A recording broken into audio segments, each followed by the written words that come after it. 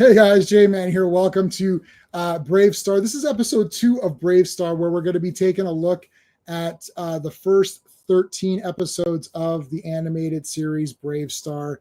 We already covered the movie that was on a previous stream, so check that out. We're gonna. I know we're starting a little bit late, so we're gonna.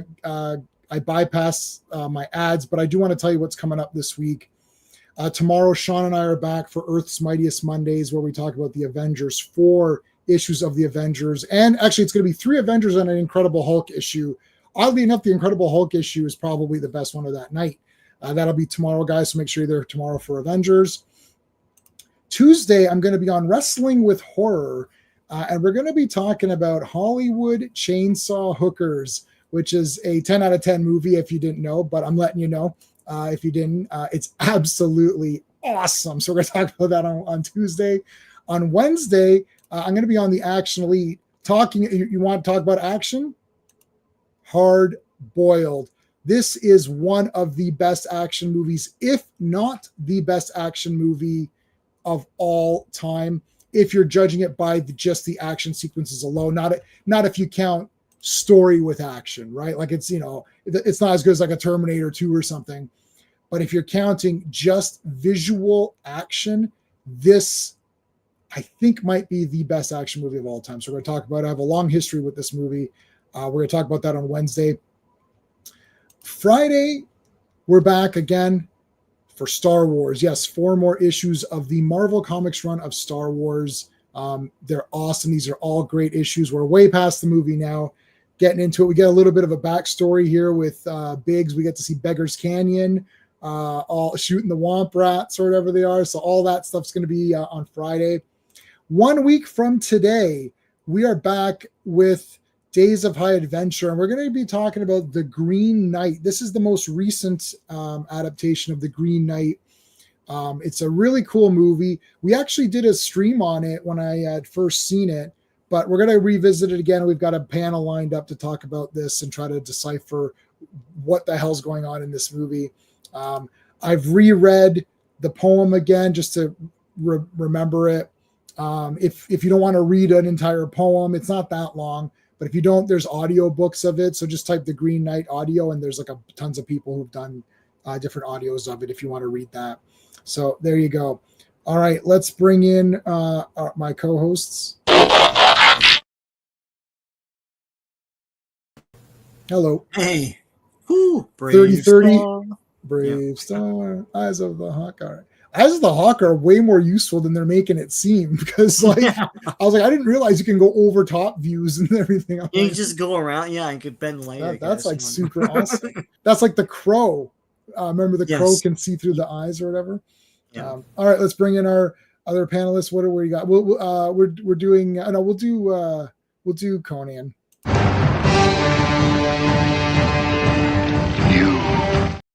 You.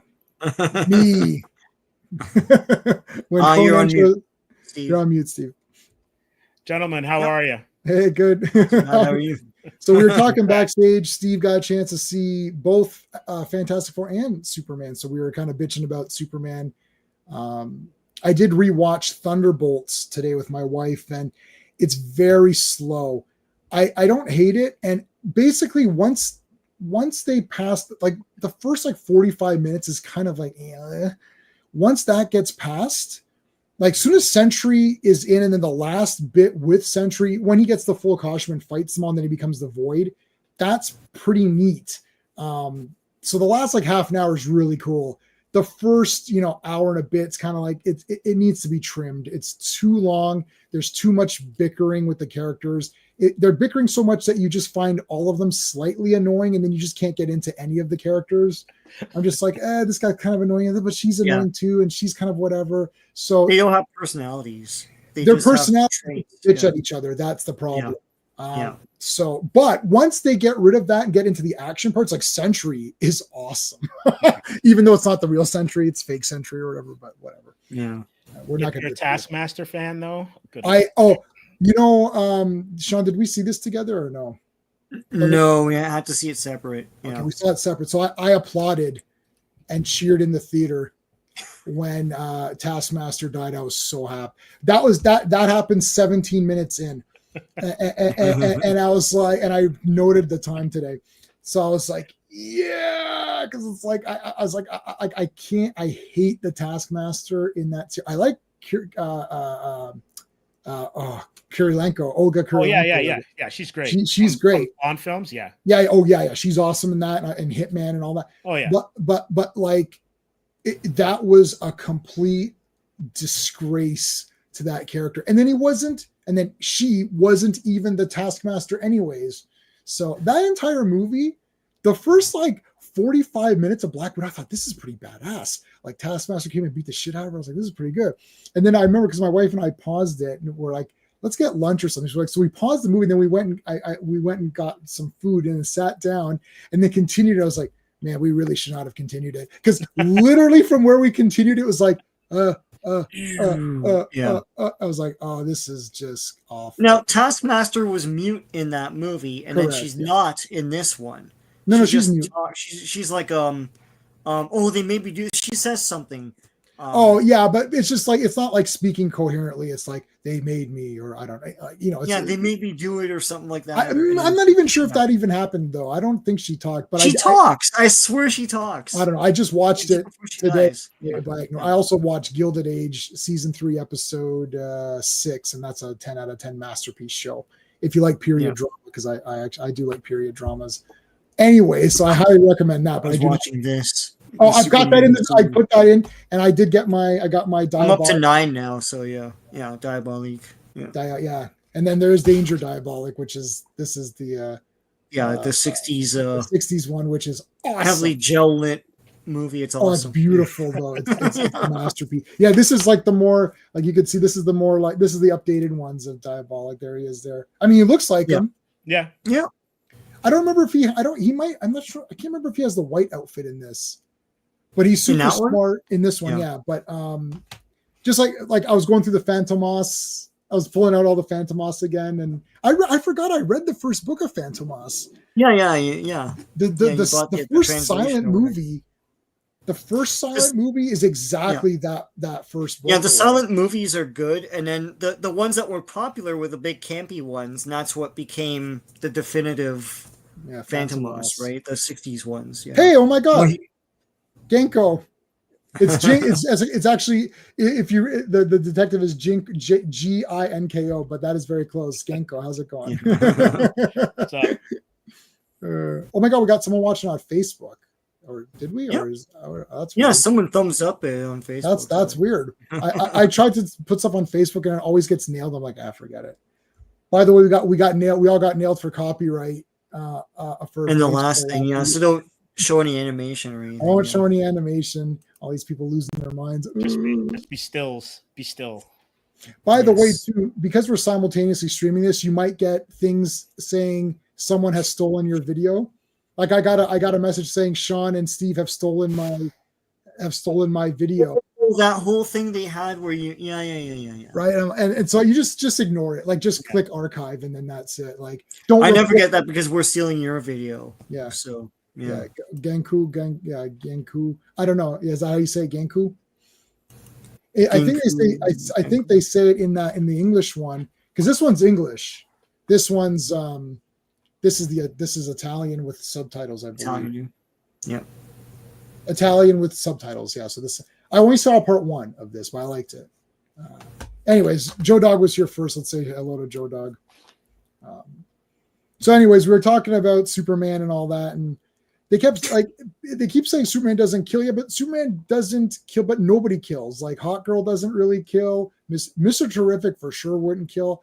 I don't understand why that kaiju couldn't have been Green Lantern with a lasso and then taken to space.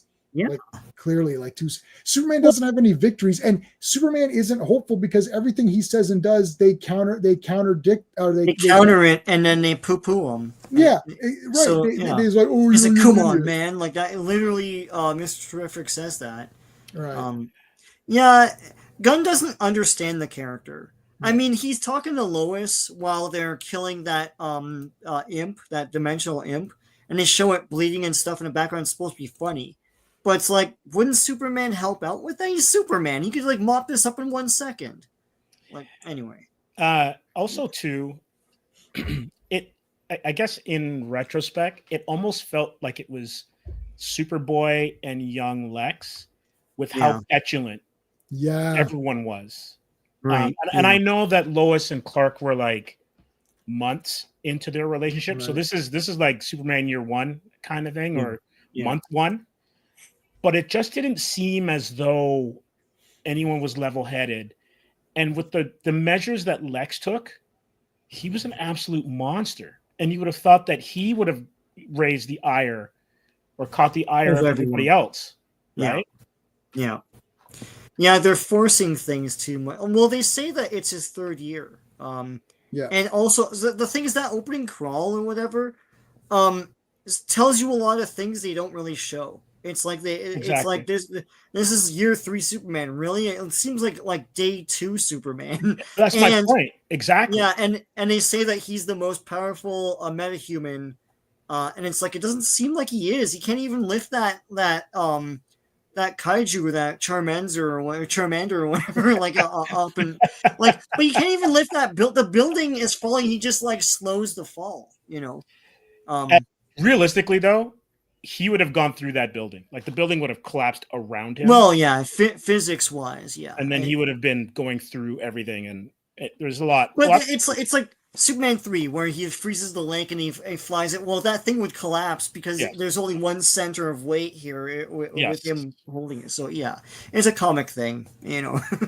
Yeah, although there is something in BraveStarr where he did like an Incredible Hulk move from the 70s, and I was like, all right, it's kind of good to see that kind of stuff. We missed that illogical physics of superheroing nowadays. All right, R, thank you so much, buddy, for the $5. Sorry I can't join you for this. We'll watch the replay because I got to use Strength of the Bear and get back to work. Yeah, Strength of the Bear. I decided to put some Emma Peel ones in there. And they're re-releasing Life Force on 4K with like tons of extra, like it's like one of those super fake packs. So I might have to get that. I got Steve a Life Force 4K, so I guess there's another 4K. This is another one. You can't get enough 4Ks.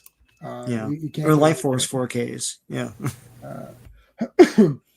Yeah. So Superman sucks. There you go. Because Superman sucks just a little bit more than I miss you. I miss you.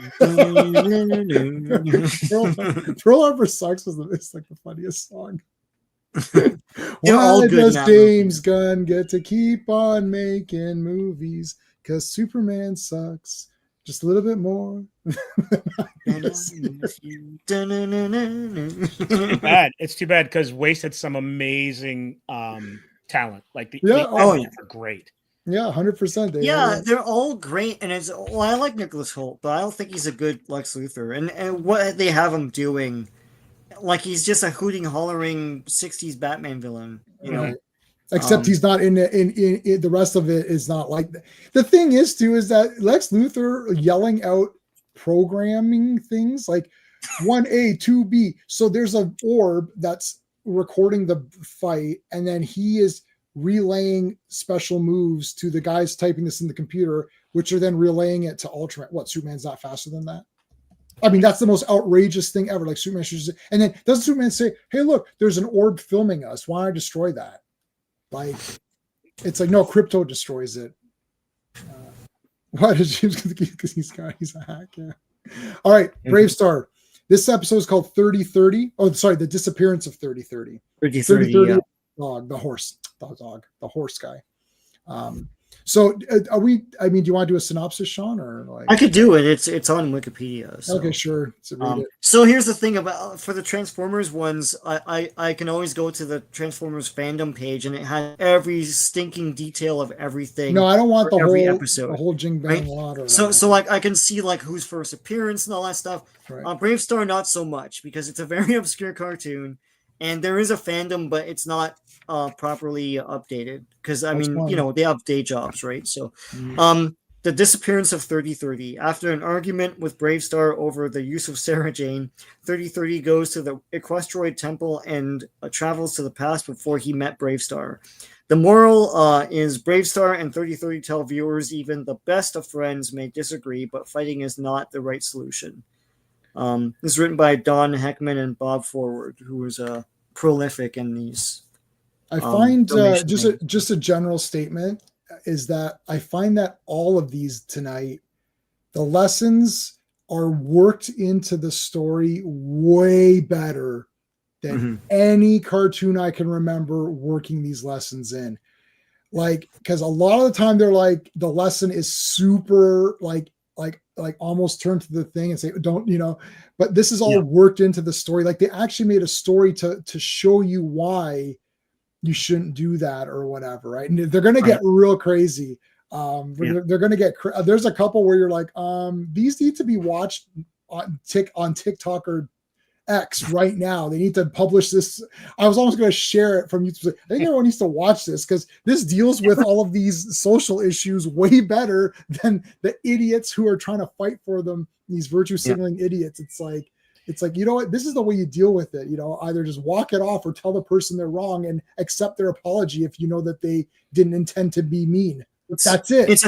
It's a Filmation thing. I mean, He-Man and She-Ra did it all the time. But this was done better, in my opinion. And I love He-Man and She-Ra, like 100. Yeah, Fat Albert, I don't think they had a thing at the end, but they were all just lesson-based anyways, right? Yeah. Even G.I. Joe, if I remember correctly. Yeah, the PSAs, but those are just like a button. It's like, don't I don't pick up live wires. It's like, well, I wasn't going to, but thanks. Don't. My favorite one, J-Man and I always talk about this. Don't swim in the lake when there's a thunderstorm. And then I think Deep Six is in the lake, and he comes up. He's like, guys, don't swim in the lake. It's like, what are you doing down there? Anyway. Yeah. All right. So, what'd you guys think of this one? It's a cool start, and the thing is that they use a lot of footage from the movie, which hadn't been released yet. So as a kid, you're like, I think this feels like it's from something else because the animation's better, but but it's cool because I've always wondered what exactly is 3030's story. I don't think it's really fully explained in anything.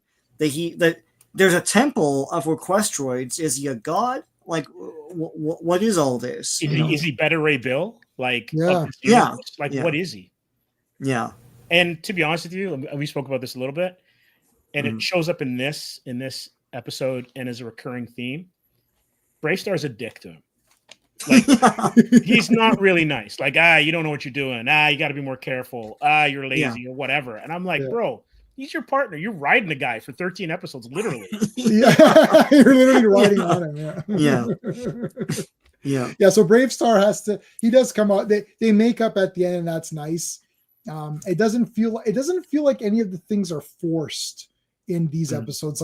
Friendship. Okay, that's a good lesson, but it doesn't feel like it's and nobody's being really sappy about it either. BraveStarr's just look, I effed up, right?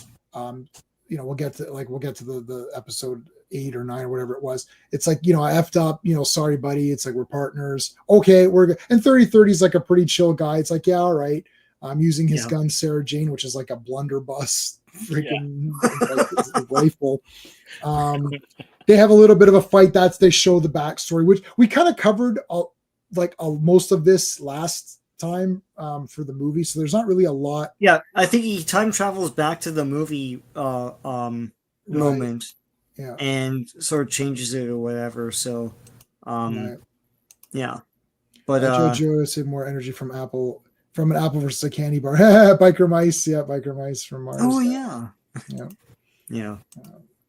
So this one, a lot of it was kind of covered. There's your dingo. The Dingo Gang, gang or whatever. There are a lot of villains here. They never made figures, but and there's some one-off guys we'll get to it, but Hogtie and all that. It's some guys are neat.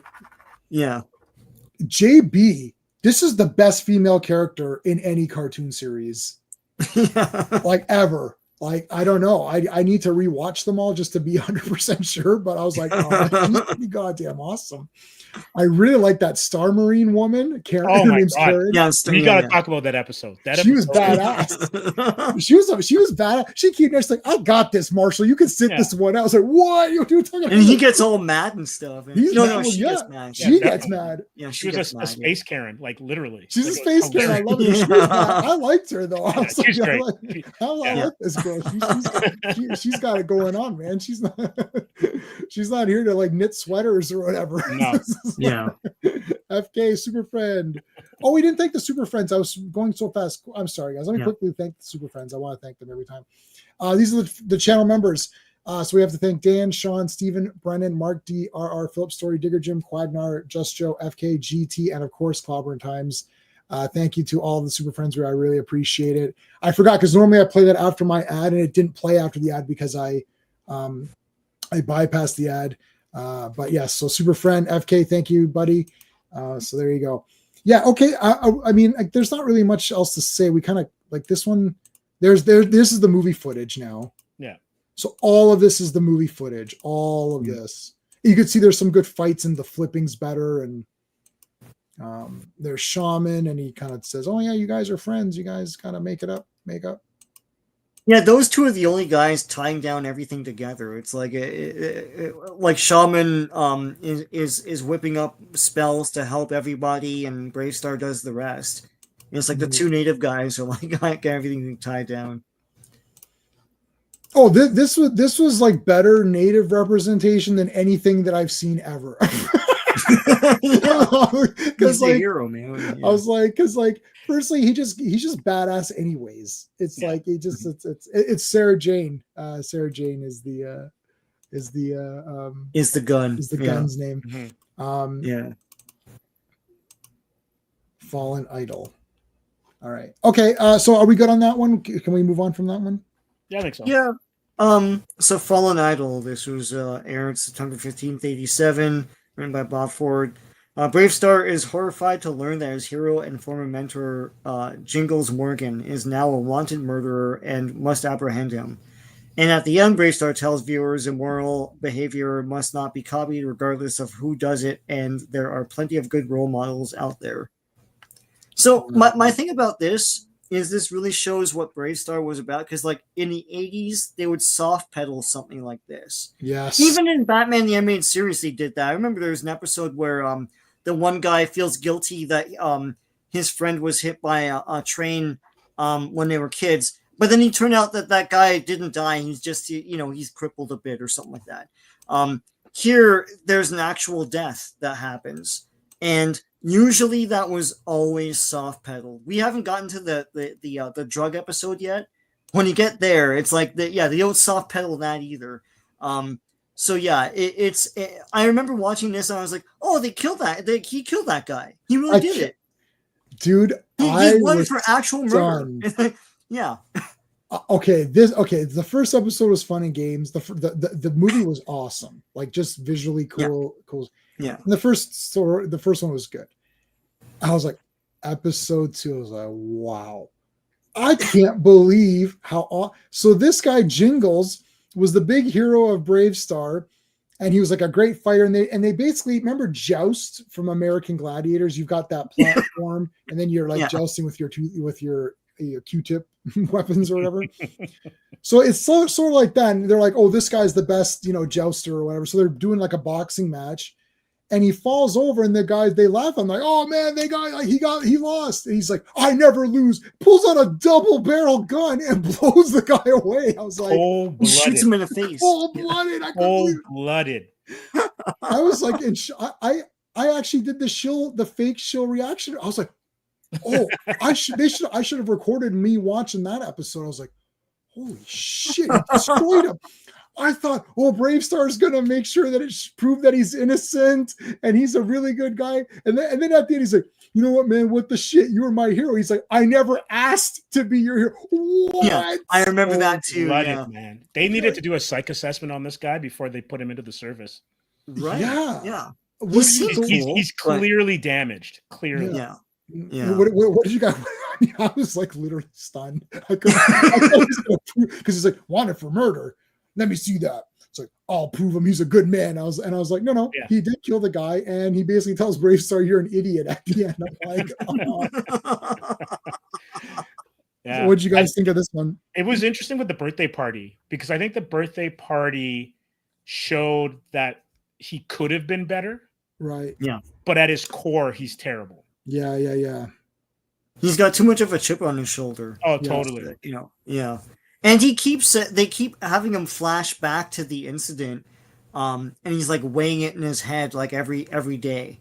But then he comes back to just being a badass and being like, you know, just being an asshole, really. And saying I did what I did and all that stuff. He's got the big the toothpick or whatever. He looks pretty awesome. He'd make a great. Oh yeah, here's the so they fight on this platform. It's a boxing match. And then this lizard guy, so this guy's on Jingles, and they call him Jingles because he has spurs that are like little stars, and they jingle. They go jingle jangle. So anyways, so this guy beats him, and then nothing happens, man. Like, this is the most overreaction of all time. Look at this. He bloody shit. So all he did was fall in the mud, and they laughed. They're like, oh shit, you know, the big trainer guy, you know, Jingles lost. Oh my God, he lost. And he's like, I never lose. What the hell is going on? It's your step 2 from this, buddy. It's like, did you could have gotten, you know, step 1 is, you know, you get pissed off, you throw some shit around, you go back to the locker and you throw some chairs around. You're like, I shouldn't have lost. Yeah. He shot him. I couldn't believe he blew that lizard. He didn't even wait to kill him later. He killed him in front of everybody. Yeah. Yeah. He looks awesome. 80s Saturday Morning Madness. Look at that. Yeah. This is awesome. I used to watch this after school with a bowl of SpaghettiOs or whatever, or whatever you know, like it could have been like Scooby-Doo or something like that. But yeah. So, I mean, I don't know what to say. So some of the besides the story, we got to see the hawk, the eyes of the hawk. You can kind of see above. That's kind of neat. Yeah, they showed some marshals in the movie, which were differently costumed. Here, they all have roughly the same kinds of costumes, but like slightly different color schemes, like this, right? Which I thought was neat. I like seeing the different designs and stuff, and different aliens too. You know, of course, they have the lizard guy, but they have a lot of Cantina-looking aliens. Yeah, there's those flame monsters. There's those plant arm things, the bone dragon. So there's a lot of like monstery creatures in this one too. It wasn't just the cool story. Is this the first time we saw did we see the defenses? They activated the defenses and that's always neat. So we didn't see that in the last episode. They reactivated the defenses in this one. So that was pretty cool. Next episode. Next episode is the Take It This Time. That's the first one. Oh, and they're naming all the episodes on other, like Taking a Pelham 1, 2, 3. 1, 2, and they have Black Rock. So Bad Day of Black Rock is in. Yep. Yep. So they have a lot of these really interesting titles that, I mean, obviously kids are not going to know what the hell that is. That's for the adults. That's for the adults. Yeah. I mean, or the guys doing a stream like, you know, decades later. Decades later. This for you, decades later. Yeah. on a technology I have no idea about. See if I can see. Yeah, there's some of the oh yeah, look at that, man. That's a great. Imagine you got that 3-pack of toys. Like you'd be like, shit, this is a good 3-pack. Like definitely. So this one was awesome. Oh, that was the party or whatever. Yeah, and here's where he tells him off at the end. I'm asked to be BraveStarr's like, my idol just told me off. Never meet your heroes, kids. The machine just called me an asshole. Hey, honey, the machine just called me an asshole. I gotta clip that from Maximum Overdrive. It's the most ridiculous thing. Oh yeah. Why would it type words that are not? It's not. I don't know. It's like I love it. I love that. Stephen King was on all sorts of stuff when he directed that movie. Well, I love the inconsistency of like how the technology works. It's like that can't happen. Like, anyways, that movie broke my heart when I saw the commercial and I saw the Green Goblin. The Green Goblin head. And I'm like, a Spider-Man movie, finally. And then I'm like, what? What? That was so random. How did they even? And it's the poster. Yeah, it's the poster too. I don't know how did they get that? Like, there must have been some sort of cash going Marvel's way because they were nearing bankruptcy anyway. I guess so. Yeah, like that is like a weird. It's just one of those Jim Shooter transactions. Just like, I don't know. Yeah. Right. Product placement without it having to actually be that way. Yeah. So this is the taking of Thistledown 1, 2, 3, taking of Pelham 1, 2, 3, episode 3. Sean, what's this one about? Yep. Written by Bob Ford again. Aired September 16th, 87. Tex Hex captures a space freighter for its carrium cargo and takes Mayor Derringer and an ambassador hostage. BraveStarr tells viewers teamwork is important, as often a job may be too big or dangerous for only one person to do. You know, what this thing glosses over is that Ambassador wants to can BraveStarr. Yeah. So there are a few episodes here. There's going to be another one, a couple in from here, where like people from whatever the larger governing body is coming in and nosing their way into things, saying, "Well, I don't think this judge works out. I don't think this, you know."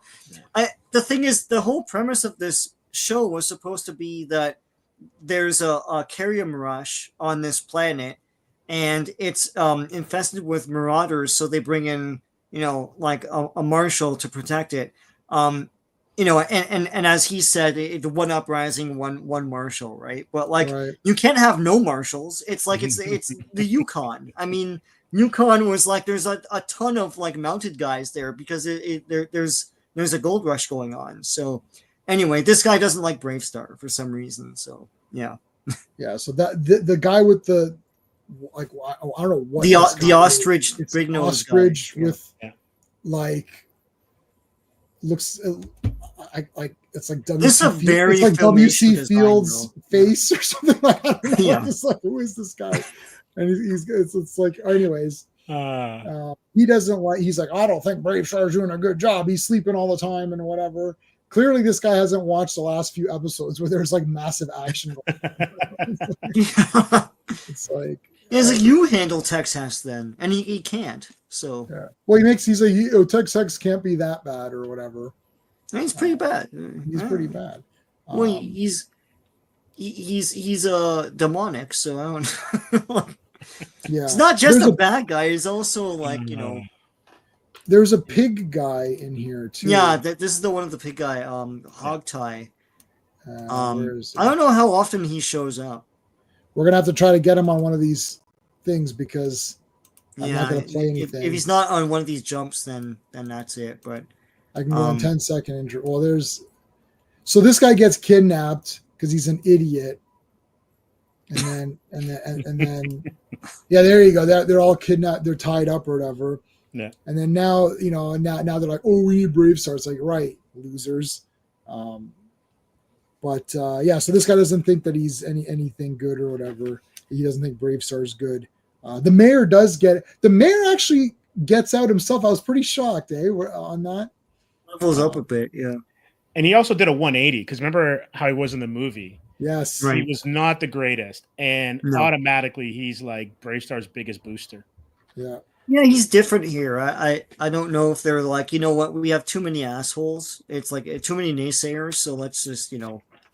Well, he could have grown. You know, he saw how good BraveStarr was, and he's more open to it now. Yeah, makes sense because like these eps are out of order in terms of production, right? Yeah. So you're gonna get maybe some character arcs that seem inconsistent because you're in the middle of them, depending on how they've shifted the episodes.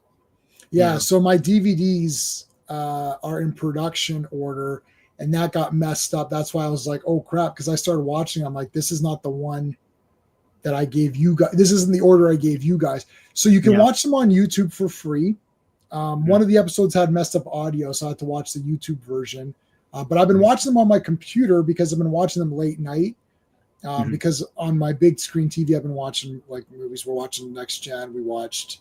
I picked up Heat on 4K to watch it for next couple weeks from now. We're doing a thing on Heat. I haven't seen it since VHS days, so I gotta watch it again. So I'll just get the 4K because whatever. Anyway, so I haven't had time. I've been getting up early and like, oh, you know what, maybe I could do 2 or 3 before I shower, so I get up and quickly do a couple, and then it's like, okay, let's have breakfast, and my wife's reading her book. I'm like, let me quickly go and do a couple more. You know what I mean? Like I didn't sit down. Like for Transformers, I sat down and watched like 10 in a row on the DVD player, but these ones I just didn't have time. And the fact that they were all out of order on my DVDs, I'm like, I'm not going to go through 8 discs and try to figure out the order. I'm like, I'll just watch it on the computer, and it's on YouTube. All right, anything else on this one, or should we move on? Like, other than everyone got a chance to shine in this one, this was basically like a relay race. So, JB had her chance. The mayor had his chance. BraveStarr, like everybody had their moment, which was kind of cool. Yeah, these are all pretty good.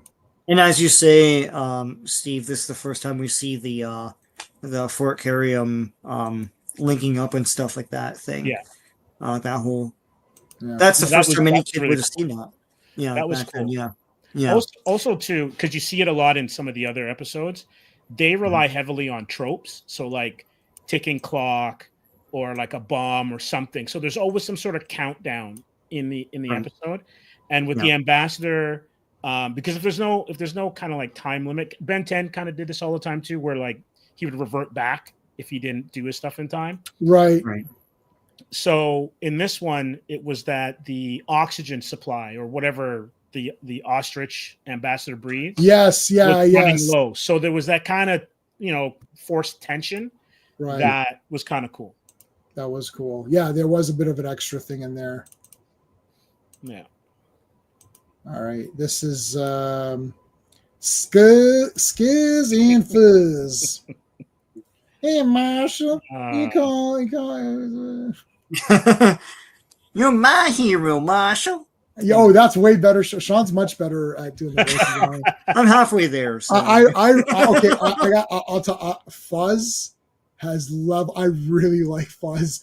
He is the best of the annoying characters in all of cartoons. Again, like because like I can't stand Snarf and all those other. Oh well, you can't. Well, I like Orko actually. I don't know if Orko's better, but I like this Fuzz guy. He's pretty good. Marshall.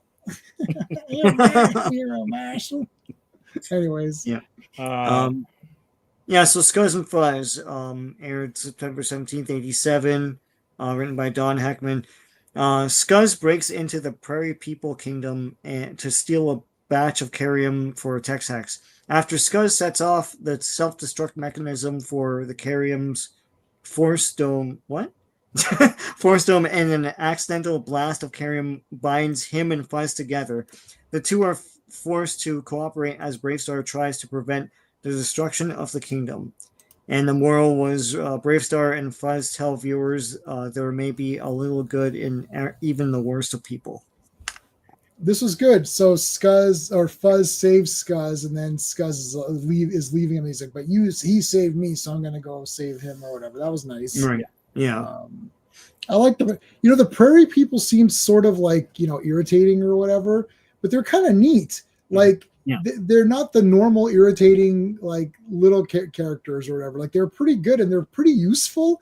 And I was like, they got super digging abilities. I'm like, this is pretty good. Like they're not really lame. They're just little guys, but they're kind of cool. I like them. Is this the episode where I guess Fuzz is digging and 3030's behind him?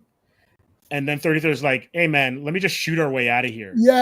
And just collapse the whole thing or whatever. And it collapses and yeah. The thing is the thing about these annoying characters, like so Filmation had this in all of their cartoons. And the thing about these guys, they're attached to a context. Kevin Smith wrote you. Oh my God! Please don't. If Kevin Smith wrote it, then I would I watch it? And the answer is. JB would throw a tantrum in episode 1, and BraveStarr would die in episode 2, and for the rest of the run. And then Fuzz would be the new Marshall or whatever. They're attached to a context here, like, and it's a running theme throughout like a lot of these episodes that people don't see any value in them. And yet they are valuable, right? And they have their own society and everything else. They know the planet more than everyone else, but no one seems to seek their guidance on how. Like those guys. Well, later on we'll get into the episode. The guys that can't find Clobberin, just ask them. Like God, like what's your problem? Anyway. Yeah, that's the one where they're looking for the carrium. That was the that's Clobberin fever. Carrium fever. That was good. Yeah. Madness episode. Yeah, that was good. Yeah, that was awesome. Yeah. Oh my God. I can't believe some of the but they're covering the topics in a pretty damn good way. That doesn't seem stupid. I'm like, this is like better written than all of these Marvel virtue signaling bullshit things where it's like, oh, look, we're trying to solve X social issue. It's like, oh, women's rights or racism or something. So you're not solving anything. You're just making it look stupid. Like, you don't have anything smart to say about it either. Like, right. It's not Star Trek. I've seen so many. I mean, Next Gen, we're watching it again, even original series. They covered all these topics in a way more mature way where there's characters. It's done through characters and their ideas. Like if everyone agrees on something, it's propaganda in a show. Like I watched one of the newer episodes of, I think it was the Orville, and everyone agreed on the entire ship. Everyone agreed to do something. And I was like, that's like impossible. Like, how did you get... It's like, so every character, like I like where each character has its own, like, should Worf, like there was one where Worf had to give his blood to save a Romulan, and he was the only blood donor that could save the Romulan. And Crusher's like, oh, awesome, Worf, your blood can save the Romulan. You're the only one. So let's do the procedure. And he's like, no, the Romulans killed my family. I'm not doing it. And they're like, but he'll die. He's like, okay. So should I go back to my post? And she's like, what the heck? So then Picard's like, I want you to think about it. He goes, if you order me, I'll do it. He's like, well, I don't want to order you. And he's like, no, I'm not doing it. And then he calls Crusher. He's like, don't ask him anymore. But I was like, yeah. And she gave all the arguments. It wasn't this Romulan. I'm not cheering because he didn't give the blood. I love the Romulans. But I'm cheering that the fact that Worf is a character, he's a Klingon, he has his honor. Klingons do not do this. And just because someone who's writing this in a perspective of saying, yes, Worf should do this as the honorable thing, right? The character does not do it. So that's not a propaganda thing. That's like, no, Worf, and we might agree with Crusher saying, look, this Romulan didn't kill your family. Like, you can help him out. I don't want to. Okay. And Picard called her. He's like, the best part was he called her. He's like, Beverly Crusher, stop asking him. It's off the table. She's like, okay, it's not happening. But I don't think he said it like that, but yeah. That's exactly how he said it, Sean. But I think you're correct on that, where like the best part about stories is conflict, right? Yeah. So like when you're writing something, every piece of dialogue, and God knows this show does it almost to like an nth degree. Yeah. Every piece of dialogue has to be in conflict with what was just said, because that's how you advance either character or plot, right? So if everybody on a starship, especially in the chain of command, is agreeing, where's the tension? Because what is this about then? Exactly. Right? Like you don't want that. And the thing that, just going to Star Trek, because like I love the first series, but TNG's my jam. Yeah. I love Worf. I love Riker. For sure. They are not the same, but they're pretty close. Yeah, I like Riker's right? awesome. And why they're different is because Worf is a Klingon. Yeah. Right? And it's those things that you have to keep in line. So like even when he went to DS9, still the same Worf. Yeah. You have to maintain those consistencies, or else everything falls apart. I love all of real Star Trek. So before JJ, I love Deep Space Nine was the first Star Trek I watched. I was gonna say BJ, but that doesn't. No, before BJJ. Before the dark times, before the Abrams or whatever. Right. All of real Star Trek is awesome. I don't like the very last episode of Enterprise. Oh, no. That was bad. That was bad. That's not continuity either. Yeah. Right. And Jonathan Frakes and Marina Sturgis were like, that was this bullshit. I was like, I agree with them. Yeah. But I love all of real Star Trek, all of it. If someone says this is their favorite, cool. If someone says this is that, like whatever it is, like Kirk and Spock are like my top two favorite characters. But then after that, it gets pretty wild. Like I really like Janeway. I like Seven. I like Riker. I like Picard. I like Data. I pretty much like everybody. I like everybody. I not equally, but there's either I really love them and then they're pretty good. There's no shit. I like Wesley Crusher. Everyone hates him. I never hated Wesley Crusher. I never understood the hate for Wesley. I always liked him. I never got it. I thought he was fine. I thought he was totally fine. He's good. Yeah. When he did Worf's thing, the Klingon ceremony, and he remembered, he's like, "Oh, Worf's acting weird. There's a Klingon ceremony that we should do for him." Like, that was awesome. And then he's like, "How did you know about this thing?" And she's like, "Well, you hid it from everybody, but there are some very not nosy, very what was the term she used? She said something like, "There's ensigns who are very, like intelligent ensigns or something." He's like, or inquisitive or something like that. Yeah, inquisitive. Yeah, you may have hidden it from people, but you didn't hide it from inquisitive ensigns. And he's like, Wesley Crusher, Worf in his Worf voice. Wesley Crusher. It's like, yeah. All right, so these guys are great. They help each other out. So this is good. Oh man, this guy is awesome. I was looking at the figure of this guy. He's pretty damn Sandstorm, cool. yeah. Sandstorm. Yeah. Looks like he can almost be like a New Adventures He-Man character. Oh yeah. They could have almost merged. New Adventures of He-Man could have taken place here, and you could have had He-Man and BraveStarr. That actually would have been awesome. Oh my god. Yeah, but DIC took it, so yeah, or Deke or whatever. They're dicks. They're dicks. There's the Carium, what does Carium do? Whatever the plot needs it to. Yeah. Mm-hmm. Quick, we need an object that can carry him. Perfect. Yeah. MacGuffian. Okay. Yeah, pretty much. It's pretty much that. MacGuffian, no. Durex Machinium.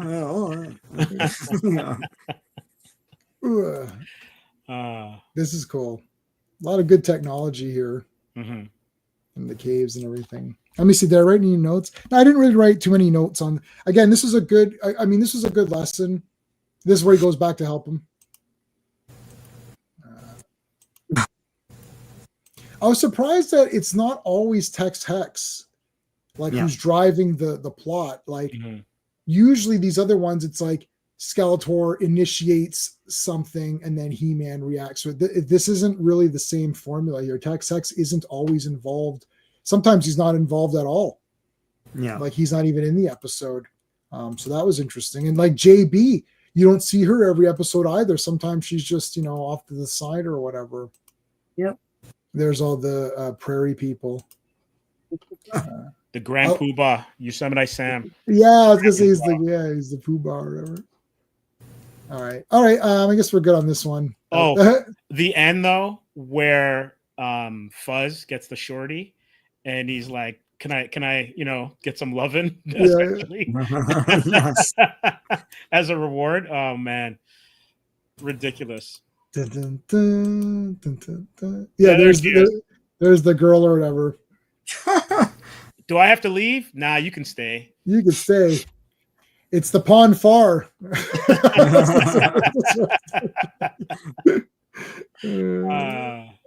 All right, that was episode 4. So we're on episode 5. The Day in the Life of the Judge. So this one is JB's episode. I swear, if you go 30 seconds in every episode, it's what's his name firing that gun. Mm-hmm. Yeah. He chooses violence every morning. Like he just wakes up angry. He just wakes up wanting to shoot stuff. All right, Sean, what you want to? This is written by Bob Ford. Aired September 18th, 87. Dogmatic Judge Twangley, there she is, checks up on JB on behalf of the Galactic Court of Justice. Her overzealousness puts JB and BraveStarr at risk of losing their jobs, just as a conflict is brewing between ranchers and miners. JB tells viewers teamwork is important as it often helps people solve problems which they otherwise would not be able to solve themselves. So, Sean, you realize you're about to get canceled because this is actually a man. They said he. Oh yeah. Okay. And you said she. You know what? I remember coming to that realization too, and I was like, oh shoot, I don't know what made me. It's probably the hair or something like that. It's the hair. Yeah. I thought it was a woman too, so don't worry. But you're reading it off of Wikipedia, and they said the wrong thing. Yeah. I kept writing her. I kept writing alien fairy woman and like checking up on the judge, and she's like being a bitch, and then she gets a parking. So I wrote she gets a parking ticket, and then at one point it's like he's just so mean. I'm like, who are they talking about? That thing? Yeah. Wait a minute. What? Yeah, that's a man. That's not a woman. That's a man, baby. That's a man, baby. Take it off the hair or whatever. But this person doesn't learn a lesson. Like, it's not like that ostrich guy that's like, oh yeah, you know what? I was gonna fire BraveStarr, but he's all right.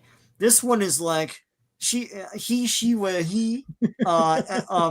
does not learn anything. It's like just gets stuffed in a briefcase by 3030. I love that this alien person is up for the job. So literally he shows up in order to make trouble for JB, just to show how crap she is, and then he could take her job. He doesn't have any he doesn't have any boobs, so then there's one of the clues. Well, he arrived a day early to catch her off guard, right?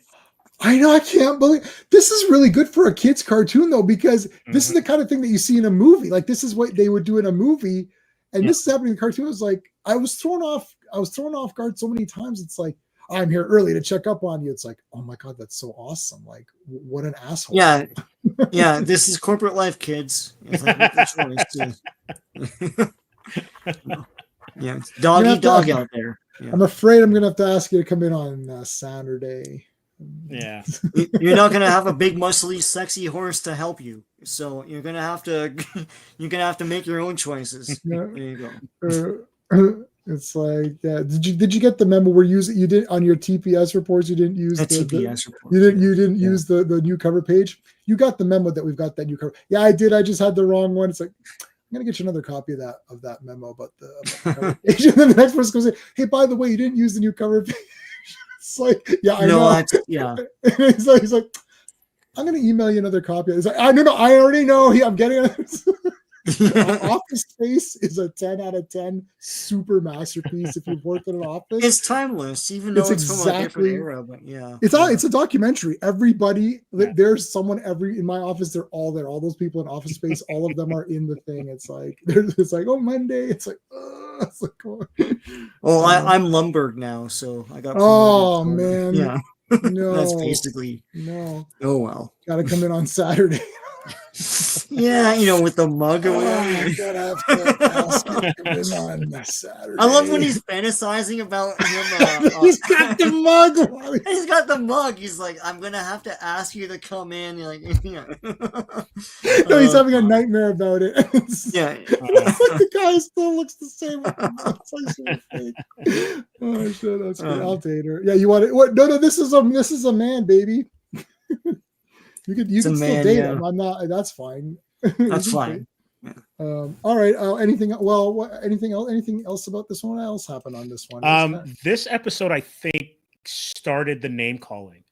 Like, there was some serious name calling in this one, and then it kind of ramps up in subsequent episodes where you're like, it's almost jaw dropping. Yeah, when they're confronting an alien. Yeah. And they call them out on their the thing is, 80s cartoons in general did this all the time, and it's so strange because even as a kid I'd be like, that's not really a hero thing to do, right? Just a little bit off topic, but Bionic 6. So Bionic 6, the main bad guy in that was kind of a chubby dude, and they fat shame that guy every episode. He's like, top of lard, fat, so fatty, tubby. All the time, right? So yeah, 3030 does this a lot. Like, he's these scruffy fur heads or whatever, to anyone who's like a little different. So yeah, that's Hey, Jay, what's going on, man? Thanks for coming on. I appreciate it. Dope. Yeah, it was cool. Bionic 6 is cool. Great theme song too. The toys were metal and like really heavy. Cool. They were awesome. The animation on that show was great too. Yeah. Oh yeah. Maybe we should look that up. I have it. They never released it officially. You have like, but I have a bootleg. Yeah. But not shareable. No, it's not shareable. Oh, got a shareable one. I'm getting some better versions of shareable of Silver Surfer. I'm wearing Silver Surfer today, so I was like, I should get a better version of that because that was a cool cartoon. Can we do the Orbots. Mighty Orbots. Mighty Orbots. I don't know if I can wow. find. I'd have to see if I can find it. I've never seen that. I don't like. I have to look it up. They had a set. I think I passed on it, but yeah, It's a deep cut, Mighty Orbot. Oh yes, I've never seen any of this. Yes, I know it. I've never seen any of this. I'm sure I can find it. I'm sure I can find it. I own this. I actually own the full thing though. The proper. I'm very after watching this properly. I'm very happy I own it. I don't think I ever watched this cartoon. I watched it as a kid, but I never watched my proper versions of it because this is like awesome. What are you getting, Sean? I thought you didn't. Well, I just want to see because it's the same company that put out the. Okay, the look and see if it's the production order or not. Yeah, because like I'm pretty sure this is air date order, like the He-Mans. Yeah, so here's so they have to figure out the miners and the ranchers, right? Like what they're gonna. So they figure out that these plants. So the ranchers have these beasts like cows, kind of that eat this certain plant, but like it shrivels up and goes small. Whenever there's mining going on, but then they find out that at night that happens anyways. So the miners are going to work at night and the ranchers are going to work during the day, and that's how they are able to share the land. So JB is able to fix all that. So it's a good episode for her. Yeah, because she's like, I'm trying to help everybody, realizes that there's a bit of a fly in her ointment, but it's not where she kind of crumbled. She's like, all right, I'm going to fix this. Like I really like her as a character. Oh yeah. Yeah. She's awesome. I like she's I think I don't know, like Sean, I'm giving your channel twice. I don't know why I'm doing it twice. Oh yeah, she's an absolutely awesome character. She's got to be like the best female character in any of these cartoons. Who's not just like she actually has a purpose and actually does her job. I just want to mention we're streaming this to all of our platforms at the same time. So if you're watching this on anyone else's, please make sure you're subscribed to the other two people on here. So there's three of us. There's all the links, guys. So we'd love to have you subscribe to all three of us. I'm hosting tonight, but make sure you're subscribed to everybody else. Okay. So these guys are going to start to turn up more. These ranchers, all these guys are going to come up more often now. We're going to see them more often. Oh yeah, Sweetwater. They drink Sweetwater instead of tequila or whatever you would say. I mean, that's fine. Is it in production order, Sean? Or I don't know. I'd have to check online. Well, what's the first episode of He-Man? First episode of Diamond He-Man. Raid Disappearances. That is the first episode. And that's the first episode. Yeah. So that's air date then. Yeah. So I don't know why they did that for BraveStarr. So no idea. Maybe there is an order to it. Maybe it makes like when we do Thundercats. I'll tell you right now, we're going to do Thundercats in the way I have it. That's shareable. Yeah, because the thing is that order is so messed up. Everyone fights online about what the proper order is. I'm not going through all that. We did it for Transformers. We're like, okay, let's do it for Transformers. I'm not doing it with Thundercats. Too much. No, it's hard. You're just watching whatever orders online, or I've got a shareable Thundercats for people that don't own it. Yeah. For people that don't own it, and for the people who did buy it, and then realized that some discs were effed up, and then had to get the disc replacement thing. So I did the disc replacement thing. Some people may not have done that, so I will do it. It's like, oh yeah, there's no audio. Like, what are you guys doing here, man? I was gonna buy the new set they had, just to have it, but I don't know. I bought Defenders of the Earth many times. I have that. But yeah, the Trials of Lion-O are all over the map. They're it's supposed to be like Monday, Tuesday, Wednesday, Thursday, Friday, but it's all over the place in that disc set. So anyway, you know what? I'm so stupid. It's still part of the intro. That's why he's always shooting. I didn't realize that. Yeah. Like the intro is longer than than my intervals. That's why. Yeah. Okay, Rampage episode 6. While helping a young man named Eltran rescue his people from Sandstorm, BraveStarr is unable to alert 3030. Believing his partner has been captured by Taxax, 3030 goes berserk as he looks for BraveStarr. At the end, BraveStarr tells viewers it is very important to let their parents know where they will be whenever they are going to a place. Yeah, sure. Or your parents will act like 30-30 and just Yeah. destroy shit. Okay, BraveStarr totally makes fun of him. He's like, "Oh, you're washing your hair. Hey, do you want a pink ribbon to go in there?" And all that was Yeah, hilarious. I thought it was hilarious. I And know did that's he throw something at him? He threw something at BraveStarr after that quip. Yeah. I know this. I know that's supposed to be the big offside humor, but I thought it was funny. It's like, go, why don't you put a pink ribbon in your hair, buddy? Like, what are you doing? He did consider it though. He did. He He did consider it. Yeah. It's funny because 30-30 has the proportions of a My Little Pony in order to make the design work. For sure. Yeah, because the thing is, if it were a real horse proportion, you'd look weird. Like BoJack Horseman. Like you'd look like too lanky and stuff. So he has to look My Little Pony-ish, like just fatter and rounder and all that. Right, I never thought of that. Yeah. And they even have like a fake, like a Crendor, like, and then he kind of gets up or whatever. So it's like a bit of a magical transformation in that. Yeah. Sandstorm's attacking the miners in this one, I think. Let's see if we can. Yeah, and this is one with the sand crabs. Yeah. And with this is the there's a blow dry. He's still doing his hair. Half the episode. He picks up this thing. That's cool. That's cool. Yeah. There's this communicator. That was neat. Yeah. This was the one with the dad, right? Who's the wimp or no? Oh yeah, yeah, I think so. Yeah. One or is this? No, this isn't it. This isn't it. Oh, this isn't with the dad. Stuff happens in that one where you're like, what? Yeah, no, it's not this one. Sorry, this one. Yeah, this is the the dingo guys. Yeah, he goes on a rampage and at the end, Tex-Hex laughs it off or whatever. Yeah. They all have a big laugh and move on. He roughed up the dingoes though. Yeah. Oh man, not the dingoes. Those guys are pretty neat. They got to come in they're like a 3-pack or something. Like army builders. I found something. Look at Sandstorm's awesome. Is that where he found his sister? Who's that kid? The kid found his sister when he goes in there. He finds that blonde girl. Oh yeah. Okay, so tell me she's also not on the carriage later on.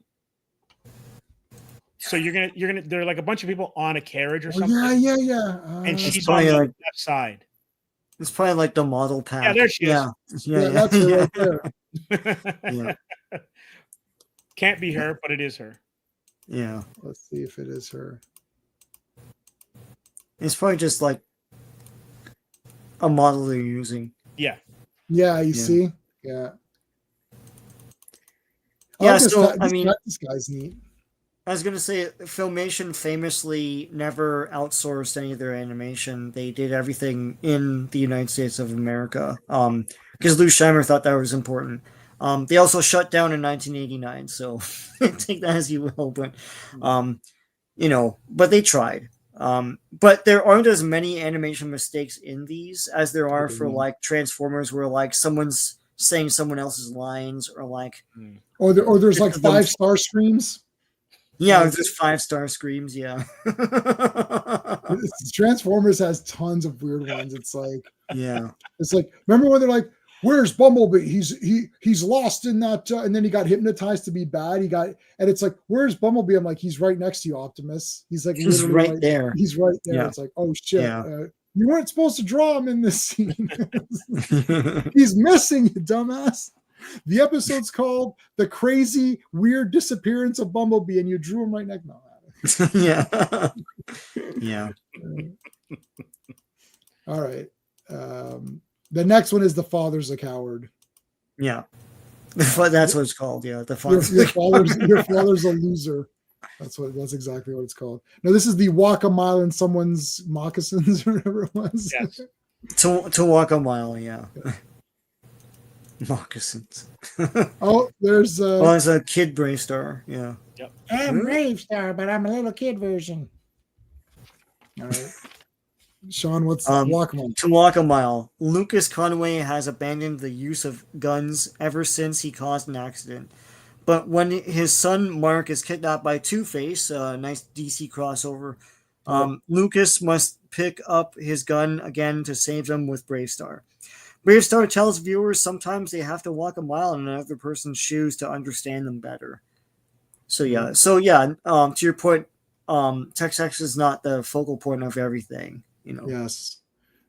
This one has "We don't need no stinking badges." Love it. Yeah. What? Love it. That was good. I was pretty shocked. I was like, "Oh my god!"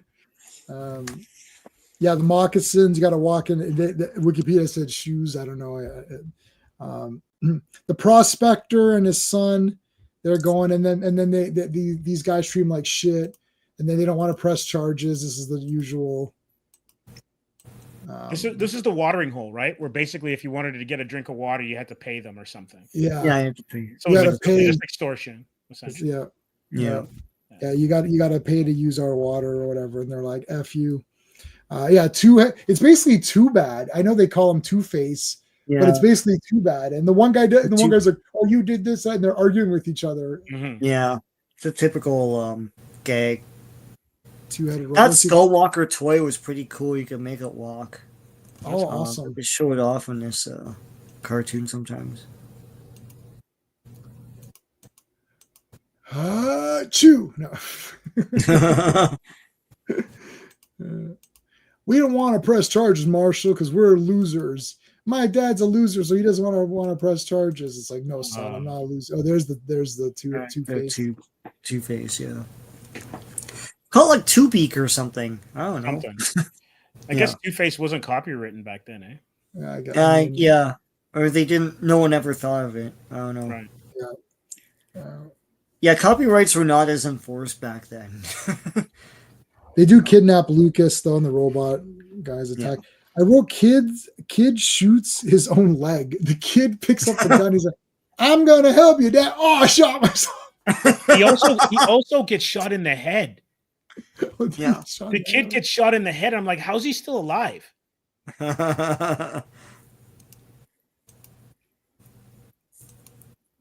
And the dad killed his deputy. Like, oh my god! Right. That's so. Once again, they're not soft pedaling anything. It's like, oh, he was in the hospital for a few days, and I feel guilty. Like, no, you killed him. Yeah.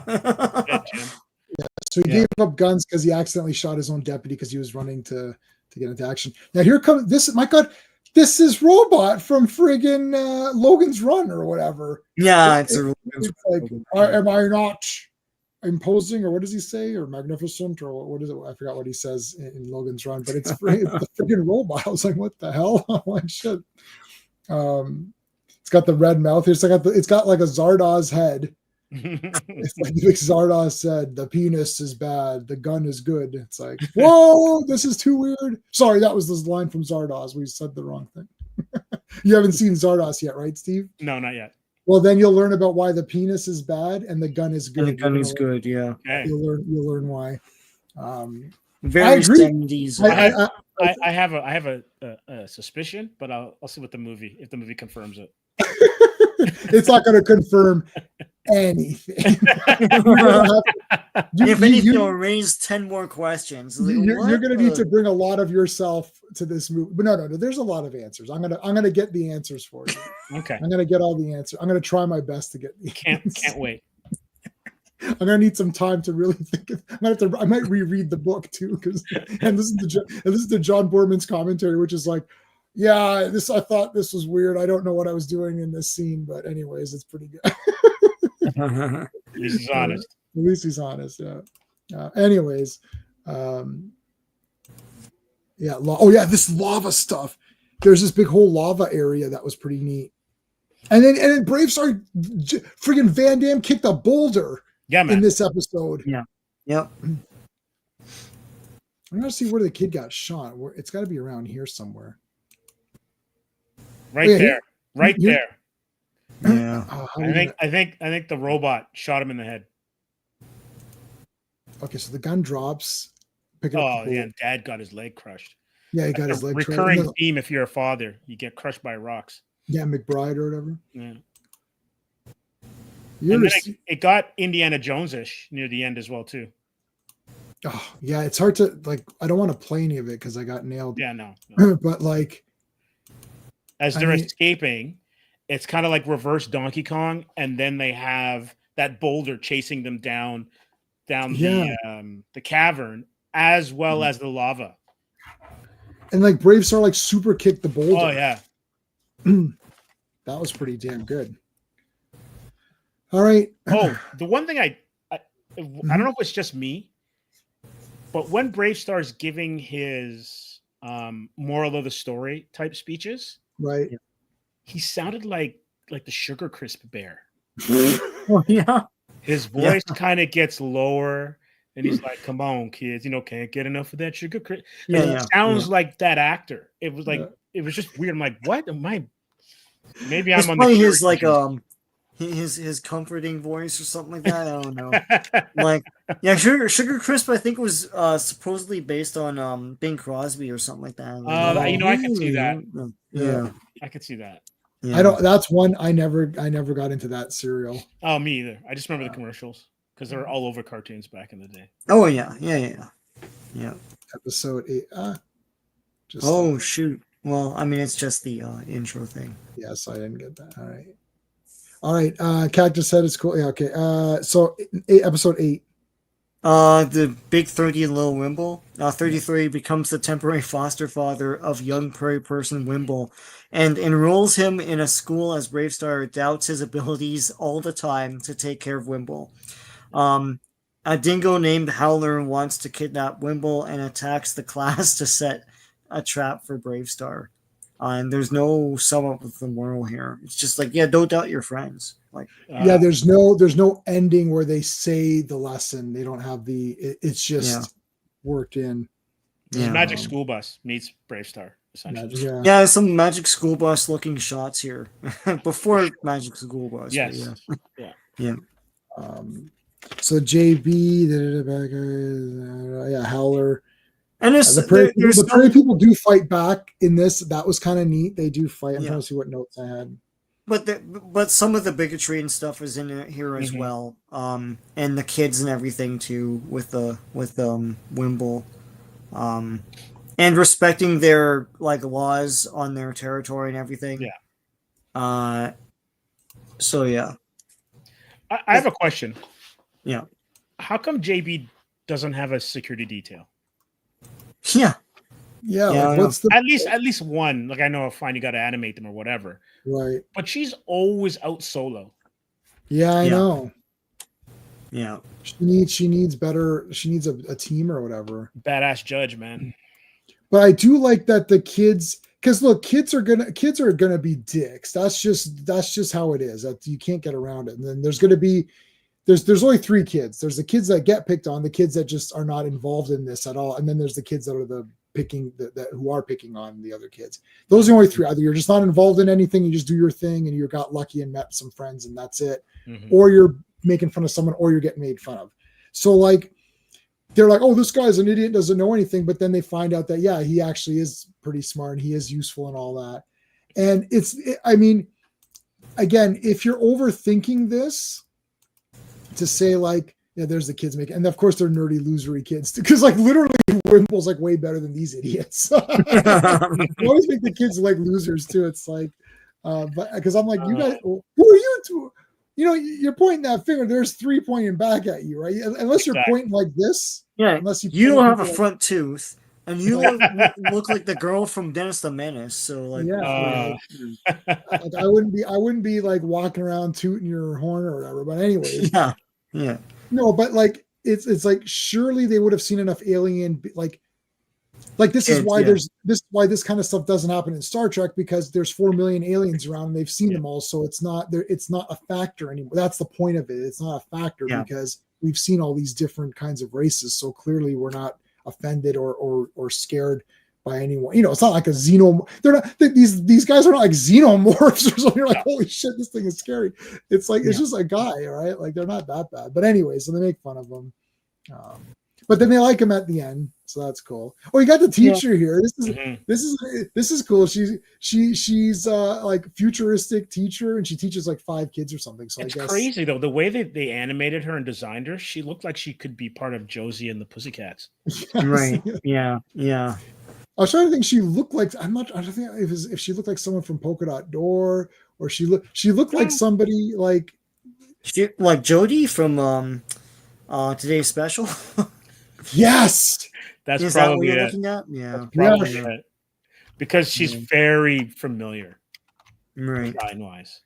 Let me look at her. Yeah. Oh yeah. Jodie. Yeah, Is Jodie. she still alive? Yeah. She passed away last year, I think. Oh no. Yeah. Yeah, and Jeff and all that. Today's special was awesome. That was a great show. Yeah, I've been watching some of them. Yeah, today's special. Yeah. And then she puts, and then he takes the hat off, and then he's alive or whatever. Shot at Eaton Center. Yeah. Yeah. I like Jodie. She was good. Yeah, that kind of does look like the magic. I forgot You're right. the color scheme of it. Yeah. Oh, I don't know if I'm gonna get. That's the first thing I thought of was Magic School Bus. Oh my God! Wow. Being pulled by these futuristic horses. Mm-hmm. Look at this kid. Oh yeah. This is the kid that he makes himself large to like float. Oh yeah, and then he shoots the the laser board or whatever. Yeah, to go to the class. Go in the front of the class and use the laser board. Hey, these guys appear later too. They appear later, yeah. Yeah. When they want to join Tex's gang. That is awesome.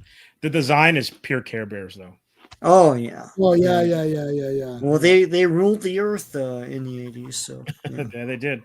They're the only cartoon franchise that actually had a successful movie franchise. They had sequels and everything, and as legend has it, they were part of the reason why Disney underwent their renaissance, because they beat Black Cauldron in the theater like the same weekend. Oh, wow. They outgrossed it, and Disney was like, "We got beat by Care Bears." So I saw both of those in the theater. I saw Care Bears and I saw Black Cauldron. You saw Care Bears in the theater? I think so. Yeah. I think I did. I liked Care Bears. I thought they were pretty neat. They're cool, man. I like the cousins. The cousins were the cool ones, right? They wallpapered TV with Care Bears here because in Nelvana and CanCon. Yeah, definitely. It was on all the, like, Global played it all the time. Yeah. On a loop. Yeah. See, they're all friends now. Mm-hmm. Yay, we're all friends. Yeah, this is sort of like he has to do something useful for them to like him, rather than just get to know him, Right. Like a normal person. But anyway. Yeah, you better do something cool. Like I remember, I'd go to school. I'd be like, "Hey, I'm Jay," and they're like, "Oh, why don't you do something cool?" And then I would have to run up a wall and like flip off of it. And like, "Wow, you're cool." You'd have to save the school from a fire or something like that. Oh, he's great now. That was these kinds of. Yeah, we thought you were a loser, but now that you saved the school. Yeah, ridiculous. What was that movie? Not Toy Soldiers. Yeah, Toy Soldiers. The one where the terrorists come to the school. Yeah. Is that what happened in that movie? I can't remember. I thought I thought the toys were animated, but maybe I was wrong. That was Small Soldiers. Small Soldiers. That's it. Small. Yeah, Toys. I thought it was Tin Soldiers. No, Toy Soldiers. I just looked it up. Okay. Sean Astin. Yeah, Tin Soldiers is the song. Yeah, there's too many soldiers. Yes. Yeah. I remember that. And that was a cool Wesley's movie. in it. Yeah. Oh, is Wesley in it?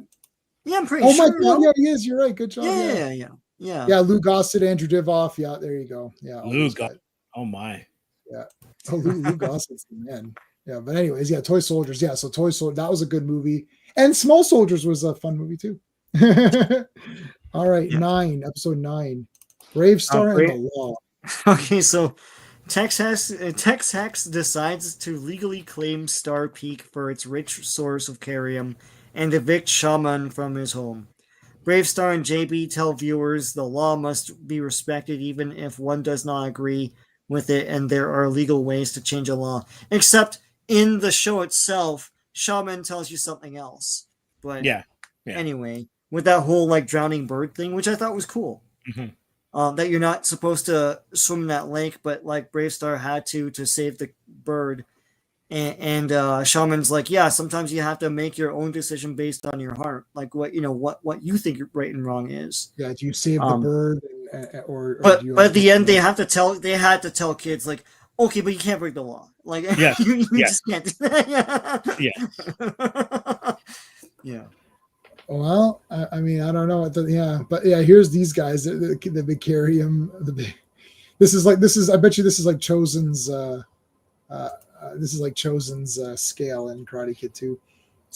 It's like, you would cheat people. Shouldn't you really break the weights in half? Remember, it's like Chosen was awesome. Anyways, so I like this. Like, this was like, again, this was not a typical kids cartoon. Like, this felt like it was the Rifleman or something. I'm like, what is this storyline of, like, who owns the land? Like, then so the next day at school, what were you supposed to do? Like, did you guys watch BraveStarr? Yeah. Well, who do you think had the rightful claim on that land?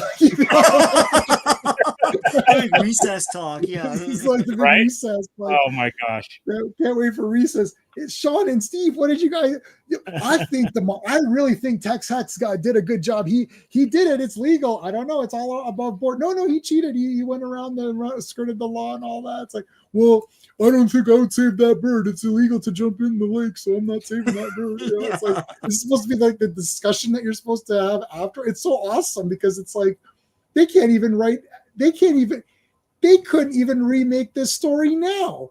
I've seen Supergirl episodes. I'm going to throw this under the bus because I like her, but anyways, and it's like they'd have these scuffles over things like, should the aliens be here or there, and it's like they can't solve it better, and this thing solved it way better. And there was a thing, and there was a moral at the end. Like, there's the law and then there's justice, and sometimes they align, sometimes they don't align, right? So, and also too in this episode, there's so many characters that you think are just throwaway characters or tertiary characters, and they come back to be pivotal.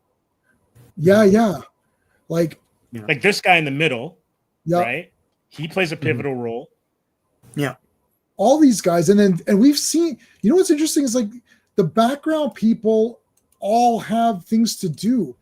Like, I didn't even remember, like, somebody's like, oh yeah, hey, it's that guy. I've seen him before. And now going through it this way, I didn't realize that we've seen these background people for many episodes before they even do stuff. Yeah.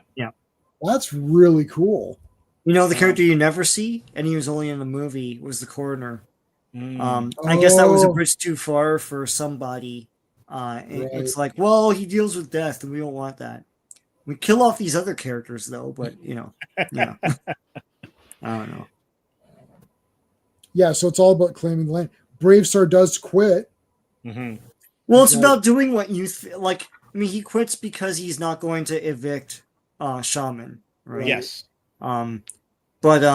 It's really about like what is justice, like what do you think should be done, and then when he goes back to Fort Carrium, he knows what to do now, and and all that.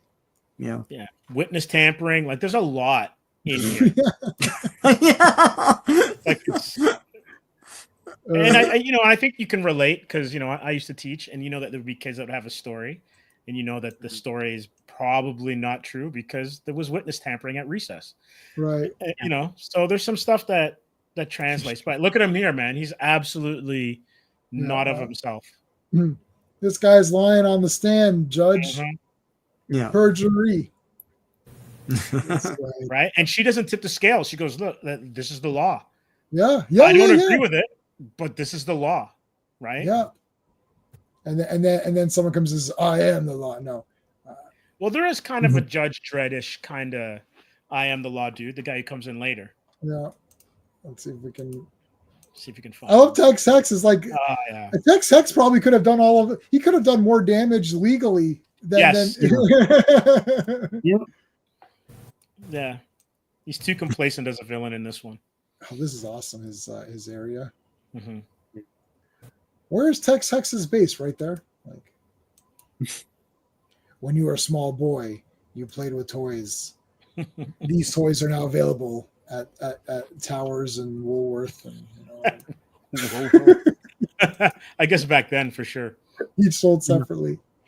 Marshall, I can't do this because these guys are great, man. I'm pumped up for this.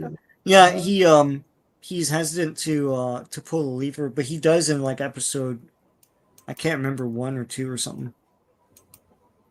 Or 3. Sorry, 3. This is where he gives. Oh yeah, Stampede was only in the movie. Yeah. They mentioned Stampede. but they don't show them. It's like a JJ movie. They just mentioned. Yeah, it's a mystery box. It's a mystery box. All right. Anything else on that one?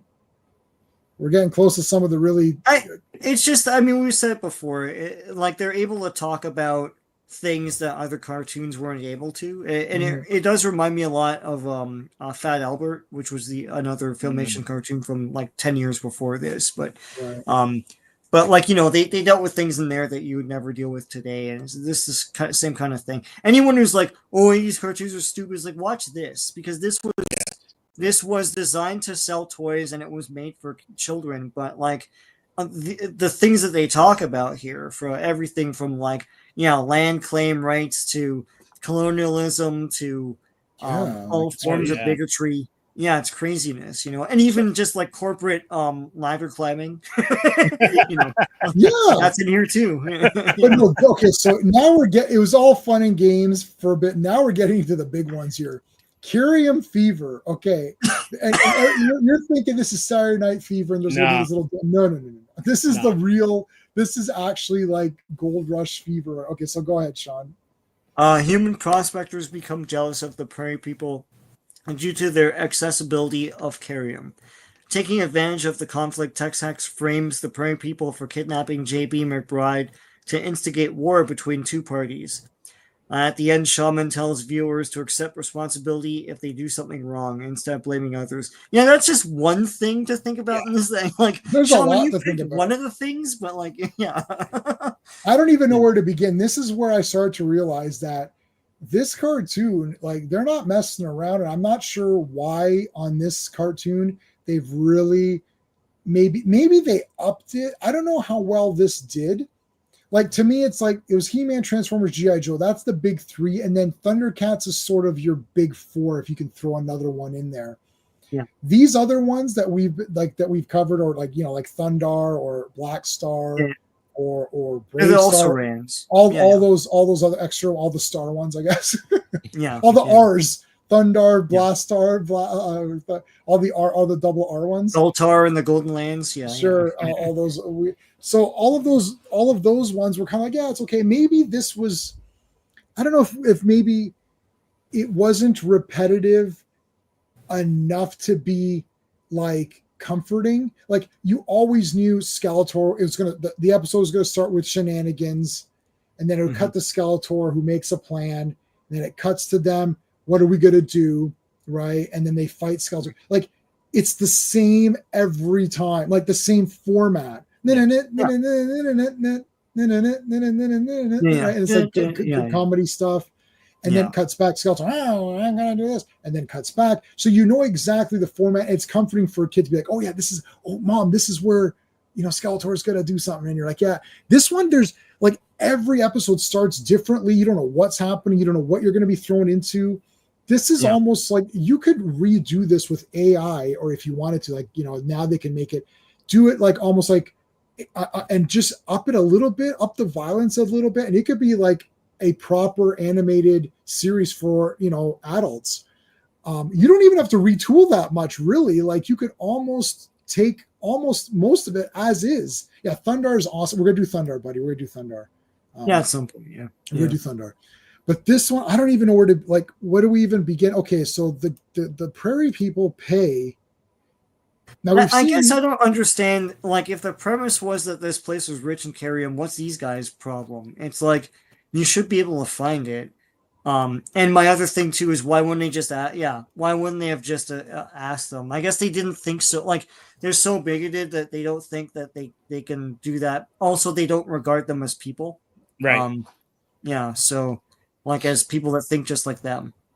So, yeah. And so they could just take it. Like, they don't have the skill set, don't want to ask for the help.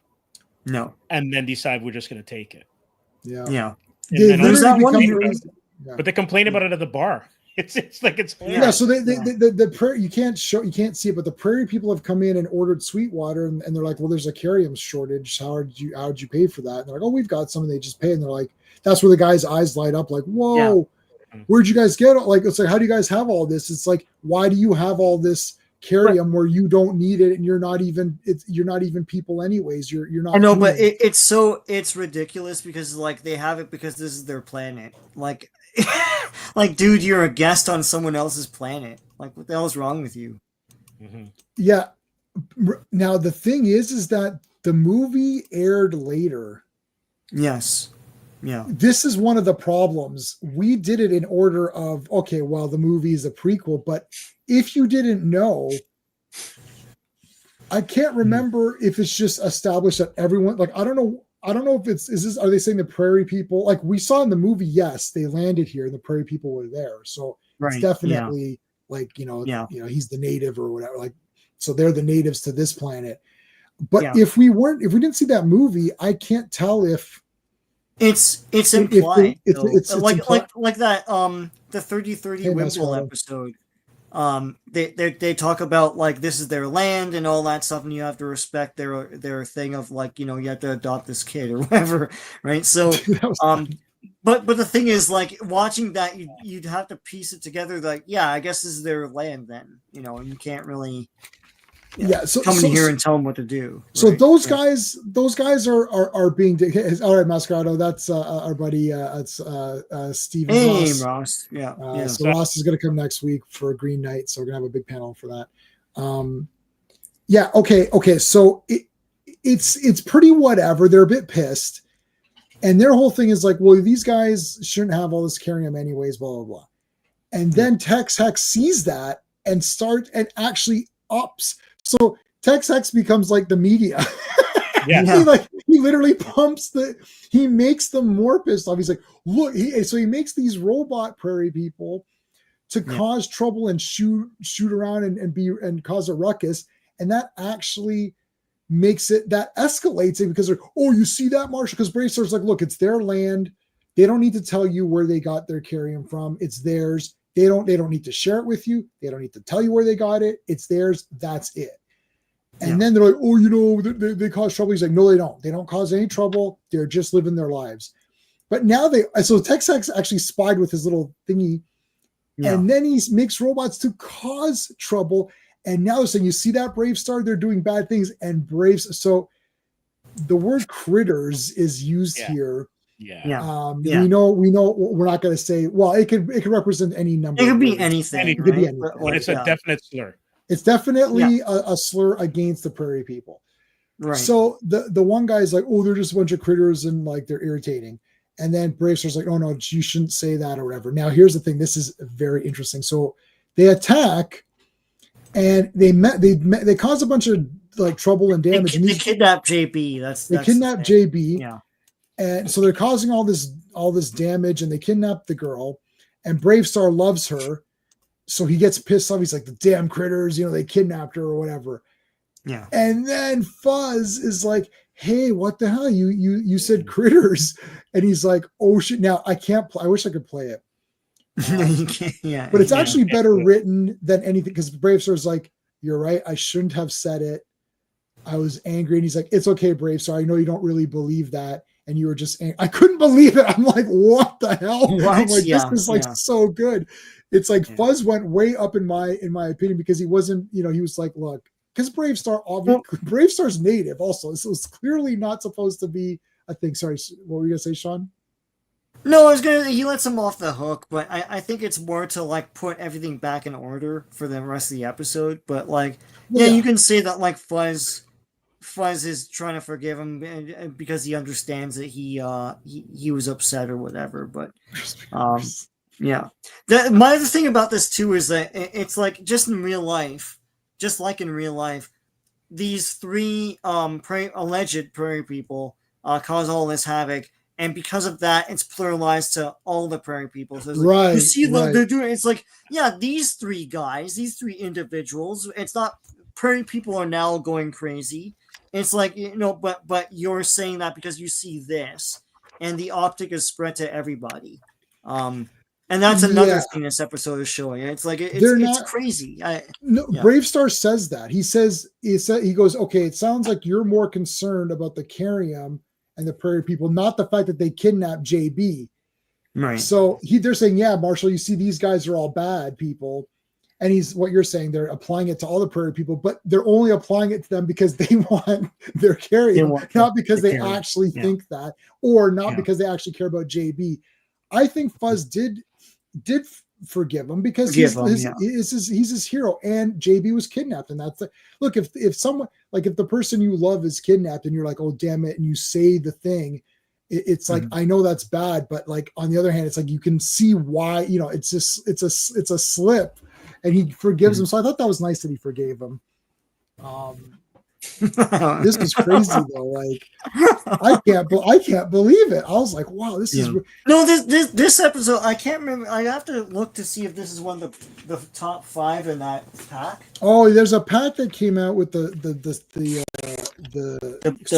5 episodes. Yeah. Okay. So I have the Beholder we haven't seen yet. To Walk a Mile, we saw that one. Yeah. Fallen Idol. Yeah, of course. That one. Texas Terrible Night and The Price. Yeah. The thing is, there are other great episodes they could put. Like, they had to narrow it down to 5. I think the 5 that they chose for this pack was on online. They asked questions, and and fans chose. But the thing is, there's so many good ones. The Price is that drug one I keep talking about. But anyway. Anything, one of you guys want to mention anything on this one? Did we cover it all? This is just an example of them, another example of them able to talk about things that other cartoons, like the Smurfs aren't going to do this, you know, like Muppet Babies ain't going to do this, you know, like, and this was reaching kids. So, and it's pretty cool. I know Lou Scheimer was a very, socially conscious dude. And like a lot of his, cartoons were like, he produced all this, right? Mm-hmm.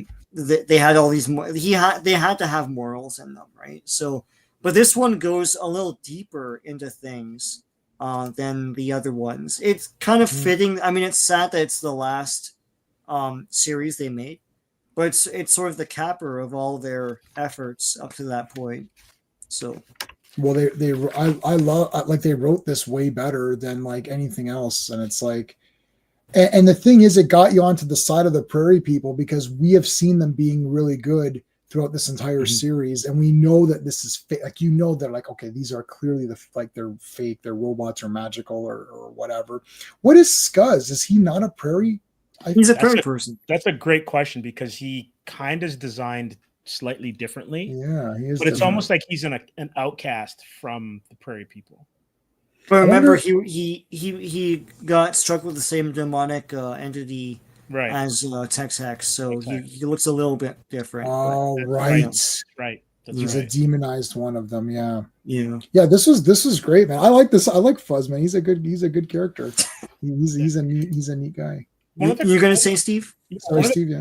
Things about the show, which I didn't really make the connection until we started talking. How much empathy kind of runs through all of the episodes, right? And it's kind of easy because like we're able to kind of relate to all the different characters, and where they're coming from. And it's really I'm struggling to find out how in the 80s they like whoever the broadcaster was or whoever the showrunner was able to like go, yeah, okay, let's do it and get this much in. Yeah. Right. Because I would have thought this would have been way sanitized. Oh yeah, for sure. Like I'm crazy. Anti-smoking message. Yeah. He even says, "You still smoking those? Whatever." I told you as a kid, I didn't even realize that BraveStarr was native. Right. That didn't even, like, obviously I knew this guy was native, but it didn't. No, but actually making him not obviously native is actually progressive for that time for sure, because you shouldn't just see his differences first. Right. Like, he's a marshal. He's BraveStarr. He's a marshal. He's a hero. He's a marshal. He just happens to, I'd love to do a live action version of this. I don't know why. Like, this has been passed up. I wouldn't want anyone to touch it now. But, well, I guess. Well, not now, of course, because everyone's shit filmmaker. But it's so weird because I mean, this could inspire kids today. But they all make it. Yeah. I don't know why they don't look to some of these properties that you don't have to race swap a bunch of characters.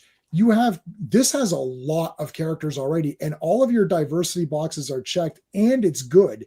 So it's like a double win. It's actually good, and it checks all the stupid boxes you want to check, so you can make yourself feel happy about it. So you can make this very easy. You don't even have to do that much. You could just do the movie, almost exactly the movie, add a little bit more, maybe backstory with BraveStarr and a little bit more relationship with the girl. And you can just keep it the same. And even, and you'll have like you'll be bulletproof because you'll have your native guy, you'll have your girl, you know what I mean? Like you could have all your big stereotypes. You could have all of the big checkbox people you want. And it's like, well, that's the cartoon and we're doing it exactly. So instead of changing things, just pick stuff that suits what you want. Like if you can't make this one went back to Dukes of Hazzard. I understand that Dukes of Hazzard can't be made today because the Duke boys, running moonshine and all that, like to make that equivalent to today, you're going to have to make them drug dealers or something, right? Because like Breaking Bad, but fast. But right. Yeah. And you can't have the flag on the car. And if you can't have the flag on there, I don't know what to tell you. It was on the car. I don't know what to say. Like, we had a different upbringing. That's the thing. Like I had no idea what the Confederacy was. Me neither. So it's not like we were taught that in school. Right. But let's say they don't want to do, okay. So then my, instead of changing the Dukes of Hazzard to make it fit today, how about you just don't do it? Don't make it and say that was a product of its time and leave it in that time and say, which is fine. Like, I don't think this may be an unpopular point or position. Not everything has to exist in perpetuity. I know. Like some things are like, and that's why I like anime and manga, where it's like, we're going to have 100 episodes and we're done. We're never doing it again. Or we're doing, we're doing 6, OVAs and we're done. That's it. Yeah. It doesn't need to go on. I love Dukes of Hazzard. I have all of the seasons and the cartoon, and I have the big car, the small. I have every size of the car. I love the General Lee car. It has that. There's pictures of me as a little kid with it. I loved it. I love Bo and Luke. I even like Coin Vance. It's like I loved all this thing. It's like, oh, there's all this stuff. It's like, I didn't know any of that. So what do you want me to do? Erase? I mean, it's our childhood and its memories. I have a picture of holding my General Lee. Yeah, I've got tons of so it's. I don't know what to tell you, but I understand it. I understand. And also, I'm with you. Like, I have all the stuff. I can enjoy it whenever I want to. Exactly. I don't need like new versions of it. Right. And especially not bastardized versions. I'll say this, and this is super unpopular, but like the Cosby Show is in my top 10 favorite TV shows of all time. I watch clips almost every day. I've seen the whole series many times over to the point where I've memorized like massive amounts, and I watch clips almost every day it makes me feel happy. If I'm having a shit day, I put on a bunch of clips with Theo and Cliff, and I cry my eyes out. My wife's like, "Oh, you're watching Cosby." Listen. I'm not defending or anything. I'm just saying the show is the show. It exists. It's the art. Yeah. I love the show. Lovecraft is bigger now than ever, right? Yeah. So yeah. So I also like Fat Albert. I still, Brown Hornet and all that stuff. But I still get a couple out of the Gordon Gartrell shirt. Oh my God. It's tucked into my socks. And it's like, how much is like, it's like, what the hell? R.I.P. Malcolm Jamal Warner. But classic. That destroyed my whole family because we all watched Cosby Show. My cousin, my mom, we're all like, "Oh my God, no!" Yeah, he's actually Felicia Rashad is in Gilded Age.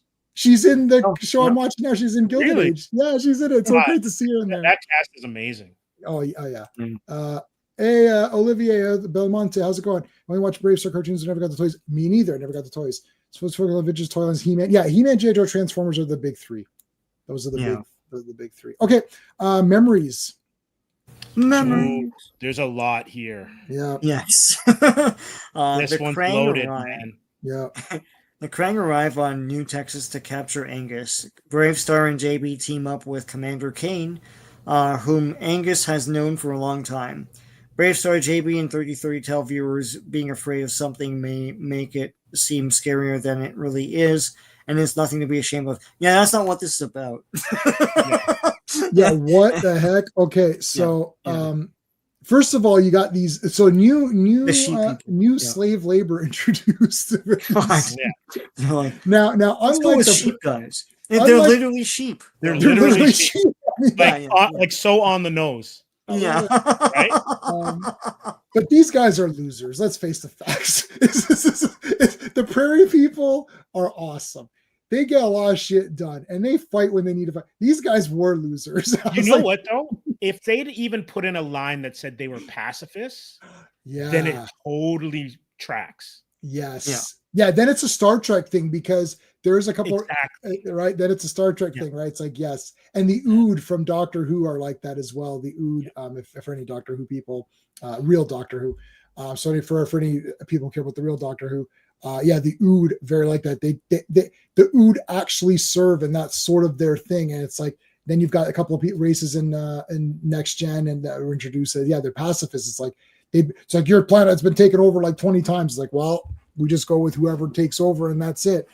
But yeah, they do kind of fight at the end, so they're cool.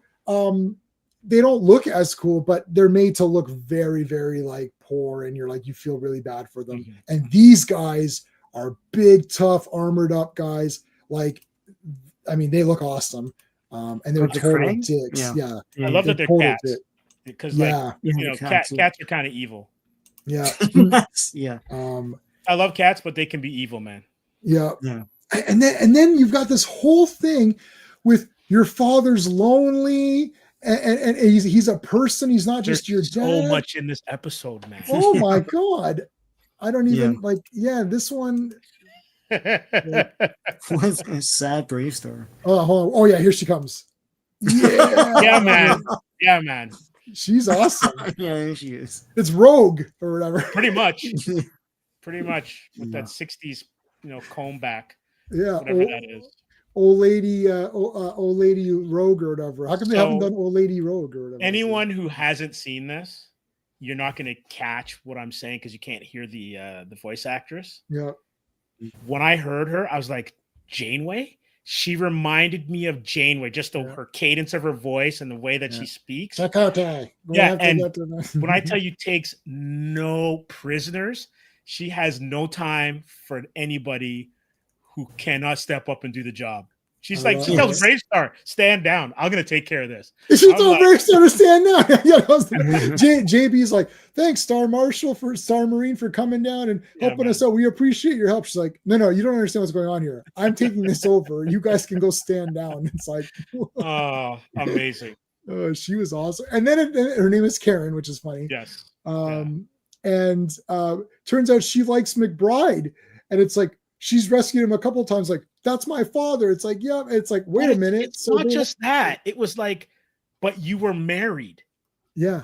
So that totally implies that they had something going on while he was still with JB's mom. Yeah. Like, there's so much in this episode. This is like, this must have been like a failed sci-fi plot for live action that they then made into this. Yeah. Yeah. No, this is awesome. So they're trying to convince them to fight back, which will happen eventually. There's your Krang guys, your bad guys. And he's a reporter. Another thing here. Yes. He's reporting and they're like, okay, he's like, well, I've got to report this. And he's sort of being kind of like getting the finger point on him, saying, oh, you're just trying to make money off the violence or the bad things. You're reporting the bad news and all that. It's like, well, I've got to report what I got to report. So there's even that topic is covered. This could have been 3 episodes of coverage. Easily. Yeah. So they team up. She was bad. It's totally Janeway. Yeah. I like Janeway. Our friend Clobby did not like Janeway. And he's like, oh, she was terrible. And what did he call her? Insane Way. He called her Insane Way. Wow. And I was like, I need examples. I'm like, what did she do that was bad? I'm not sure I buy that, but No, I don't. No. Janeway is like my second favorite. Nobody's better than Captain Kirk. That's 100%. But I think I like her a little bit better than Picard, which sounds a bit insane. That might be insane, but I think I like her more. I've seen Voyager about 6 times though, and I've only seen Next Gen. I'm only on my 4th or 5th Next Gen, because I started with those later ones. So I went back, right? So original series, which is the best, I've seen about 4 or 5 times, and Next Gen I'm on my like 5th or whatever. So Next Gen and Enterprise I've seen the least amount of times, but I like everybody. I like all of them. I like how Cisco used to like just give Picard hell. I love Cisco. I love Avery Brooks in general, anyways. Hawk, man, just a man called Hawk. Just show that he did with Spencer for Hire. Okay, I haven't seen that, but great. If you see him in interviews and stuff, the captain's interview. Yeah. He's a boss, man. That was the best. I know, that was awesome. He's a boss. Avery Brooks is a boss. And he's talking to the fans. He's like, nope. He goes, the fans are here. I'm here to talk to them. And he's like, I'm not going to rush people around. And he's like, I'm going to stay here, talk. He's awesome. Yeah. But yeah, Picard is awesome. The thing is, they're all good. They're all good. In their own way. Yeah. Sure. Okay. So anyways, I mean, there's so much going on here. We could do a commentary on this episode and not be done in 20 minutes. And none of that. She's like JB is a woman of action. Yeah. Woman is on point. Like she's got the James Bond laser, whatever that allows her to fly. Yeah. Like, she's amazing. Mm-hmm. Yeah. No, she is awesome. Yeah, if they made a success of this, she should have been a toy. Well, JB should have been a toy, but yeah. Definitely. Yeah. Like the hose weapons and stuff. Yeah, it's cool. And they get married at the end. I can't believe it. Yeah, they get married. Oh my God, man. There's so much. This is awesome. Like scoping out the place. I like anytime guys are, this is a cool thing too. Anytime guys are kneeling down and there's like their guns are like trying to figure out what to do, that's always good. Mm-hmm. Even in Beverly Hills Cop, where Billy and thing are what the hell is it, Taggart, where Taggart. Billy and Taggart are like ducking down, and he goes, oh, this reminds me of of Butch Cassidy. Yep. He's like, I'm gonna kill you, Billy. The first Lethal Weapon has that scene in the desert too. Yeah, where Riggs is in the desert and he's a sharpshooter. Like, just great stuff, man. All that is always cool. Like anything, like this is all good. Like you're scoping out the thing and getting ready. All right, so this is all good stuff. This is her cocking the guns and front of wow. Yeah, like loading up the weapon, and then the guy. Yeah, she says, I always scare people away, and then she shoots a random rock for no reason. It's like, yeah. He goes, I'm not afraid of alerting anyone to their position at all. Yeah. So you never got married? No, I think I scare him away. It's like, whoa. No shit, lady. Yeah. I don't want you to marry her. She's a bitch. Like, what are you doing? Well, I'm flirting. What does it look like I'm doing? You're not honoring my mother's memory. Yeah. What? She died 10 years ago. Listen, you gotta move on. Yeah, no, this is a theme. What cartoon, like Care Bears, flipping G.I. Joe, Smurfs, what cartoon dealt with this before? Because some kids must have dealt with this too. Like after divorce or after one of your parents dies. But think of like the most famous spinster of all time, Aunt May, right? Yeah. Right. Aunt May never moved on, and she's in like 4 cartoons after the several. Because she's even in the 60s one for a couple of episodes, the first 2 seasons. Yeah. The 1980 one, and then Amazing Spider-Man's Amazing Friends. Like she never moves on from Ben. It's only in the comics last 10 years that she married Jameson's brother or something. Right. I know she married Doc Ock as well too, but like this is never anything that is front and center of a cartoon. Right. Yeah. It's very shocking to talk about the mom's death. You don't love her anymore. It's like, look, I've got to move on. Then BraveStarr's like, listen, people move on. It's been over 10 years. He's a man. He's lonely. I'm like, I can't believe this. And then this is the same episode with the woman coming in and trying to like say, oh, I'm the authority here. It's like, there's so many things here. I mean, these last few are crazy. I mean, anything else to say on this one? Like, all I'm going to say is this, like, I know we talk about woke. Yep. all the stuff we grew up watching was woke. Oh yeah, you can't get more woke than Star Trek, man. Yes, This cartoon is incredibly woke. Yes. Oh yeah, but it serves if you're saying that woke. I think when people use the term, they're not articulate enough to say what they mean. Yeah, Yes, I think they misuse right. the term. They misuse the term, absolutely. Yeah, and what they're saying is there's a lot of tokenism and a lot of characters that with unearned sort of appearances and they don't like. And the thing is, like here, they're all fully realized characters with links to each other and everything, and a story's being told. But like I don't know. I'm not gonna I disparage some recent movies, but like there was a Captain America movie I saw earlier this year that where the guy wasn't even the star of the movie, and I was like, what is this? Oh, you mean the Hulk sequel? Ross. Yeah, the Hulk movie. Yeah, it was the Hulk sequel. Yeah. It's literally his relationship with his daughter. Like it's like that was outrageous, but that just proves that character doesn't have anything outside of what was established with Captain America. So it's like. That was else. And that's kind of the problem with the comics as well. But that's the thing. Like to me, that's woke. But I mean, you're saying really that's woke in the way that's used now. Look, yeah, woke. Yeah. Okay, so yeah, if you go by the real terminology, not everything woke is bad. It's like it doesn't mean that it's bad. Then you have no Shaft, and you have no. You have nothing else. It's like I think the thing is that if you're only seeing, like, I think the way they're doing it now is that they're saying, oh, look, we cast a blank. So we cast a woman, or we cast a black guy, or we cast whatever, and then that is supposed to be enough. That's the point. Yeah. That's there. We've done that. Yeah. It's we're not going to tell a story or anything. We're just so Silver Surfer is now a woman. It's like, okay, now that it's a woman, how is that going to help anything? Well, that's all. Like, I will say this though, because I'm a Norin Rad stan. Yeah. But because of how they used Franklin, then I'm okay with Silver Surfer being a woman. I know. I understand what you're saying too. I get it. I get it storytelling wise, because that's the connection. Yeah. For the heel turn. Right. Later. Right. Yeah. In the movie, it's okay. Yeah. But the idea of it, I don't like, because it's like it's Jack Kirby's soul. Like they put 828 and they put the Jack Kirby thing at the end. It's like, oh look, we put his birthday and we put him and Stan in the movie. That's cool. Yeah. And that's all really cool. But it also would have been cool if you just honored his actual story, which has a lot of depth to it. So I don't know what you're saying. Like putting some fan service shit in there to say, like, look, we love Jack Kirby. Do you? Anyways, I don't think Fantastic Four was that bad of a movie. I'm going to buy it on 4K. I'm going to rewatch it. I liked it. I liked it better than Superman. Oh, it's 4,000 times better than Superman. At least it's a movie.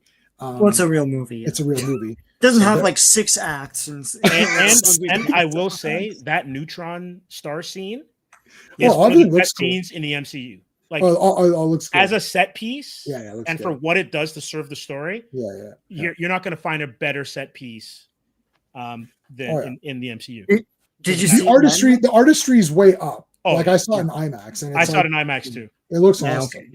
It looks awesome. Yeah, no, it looks awesome. The music is good. Yeah, Gugino's amazing. Yeah, for sure. Yeah, I might actually buy that. I haven't bought a soundtrack since like Thor Ragnarok or something, which I thought this music was good in that. Yes, but this had real music with a theme. The movie, as a movie, if you're just going to go watch a movie, it's awesome. But if you're a Fantastic Four, if you want 47 or if you want 48, 49, 50 and you want that on screen, that you're not getting that. It's not that. That's not that. It's dumbed down. However, at least it's a movie I didn't barf. In Superman, a good thing I got a large popcorn on Superman, because I had to barf. And they didn't have large popcorns when I saw Superman, so they gave me they screwed G-Man. Yeah. So they gave me two. They ran out of large bags, so they gave me 2 small bags. Oh, bro, you know what? It was just karma. It was just the way that it was all going with Superman and everything else. Then I could barf twice. I barfed in one bag and then I barfed in the other one. I filled one up. So can we spoil? Because I'm not sure if you touched on this with your any of your analysis or reviews. Can we spoil Superman just a tiny bit, and then we'll go back to? Yeah, we can spoil it. It's trash. Yeah. So, Ultraman is also Bizarro, right? I guess. They goes into the black hole. I guess he'll come out Bizarro. He'll come out Bizarro for the because technically he was kind of Bizarro anyway. Anyway, yeah. So he's just Bizarro with funkier hair. He's just Bizarro. He's Bizarro with Cavill's hair. Because there were times where I looked at Corn Sweat and I'm like, God, he looks a lot like Henry Cavill. I've got this idea. I really want Superman to look bad. So I'm going to set up all these obstacles in order to make him look bad. But wait a minute, I've got a counter plan. Oh, what's your counter plan? Oh, my counter plan is, why don't we clone him and give that guy a Superman uniform and have that guy go around doing shitty things, and then we can frame him that way. Yeah, but we don't have a clone of him. Oh, wait. Oh, shit. Okay, we do. Like, this is the dumb. It makes sense. Okay. And then you just film that clone guy. Instead of the entire movie should be Superman is doing something, keep him busy. And while he's busy with the kaiju, you send that other Superman flying around doing all these bad things. And then you've got videotape saying, look, video footage. And then people will be like, but I saw Superman here. No, that was the fake thing. What's going on here? Wait a minute. Maybe he is bad. Or what? Is there another Superman? That could, and then that's how you discredit him. Not like I'm going to break into the Fortress of Solitude because I think there might be something in the Fortress of Solitude that might lead me to be able to frame Superman and make him look bad. So what if he broke into the Fortress of Solitude? It's like, there's nothing here. He's just got an 85-inch 4K, and he's watching, Tour of Duty or something, or it's like Golden Girls episodes. Maybe he's watching. Unlock the secrets of Al Capone's glove compartment. Yeah. All right, Sean. Second last episode. Eyewitness. Two alien schoolboys want to join the carrying bunch for some reason. Tex actually uses them in a plot to capture the shaman. Yeah, it's awesome. 33 and BraveStarr tell viewers crime does not pay.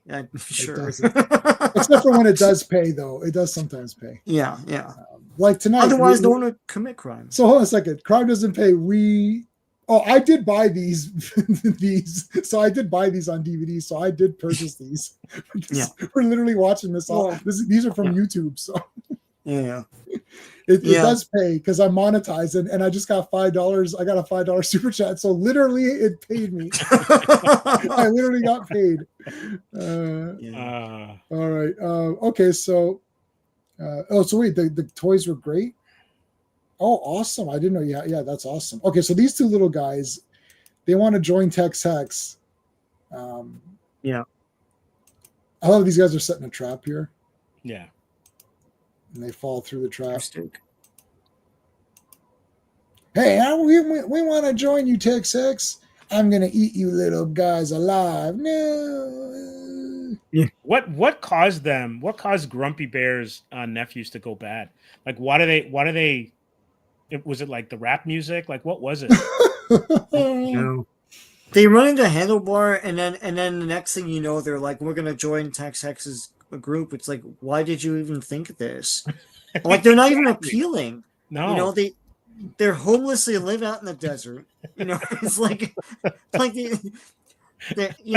this guy does not look like an appealing dude. No.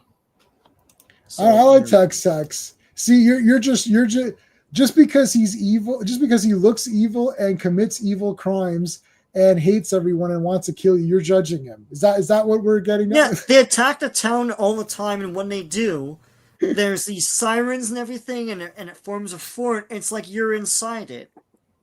You have to glean like kids aren't that dumb, but anyway. Well, they're supposed to be the kids. They're going on the wrong path.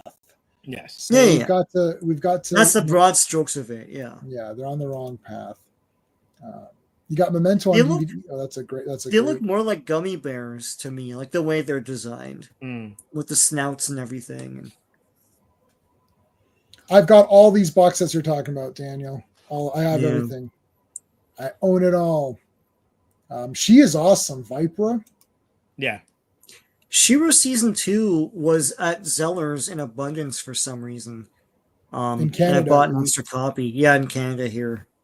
So yeah, before Zeller's went under, but yeah. And I've got Memento. I'm not going to buy Armageddon on DVD. Sorry, Joe Dog. I do not like that movie. And SpongeBob SquarePants. I have never watched that. I think that's after our time. I'm sure it's good.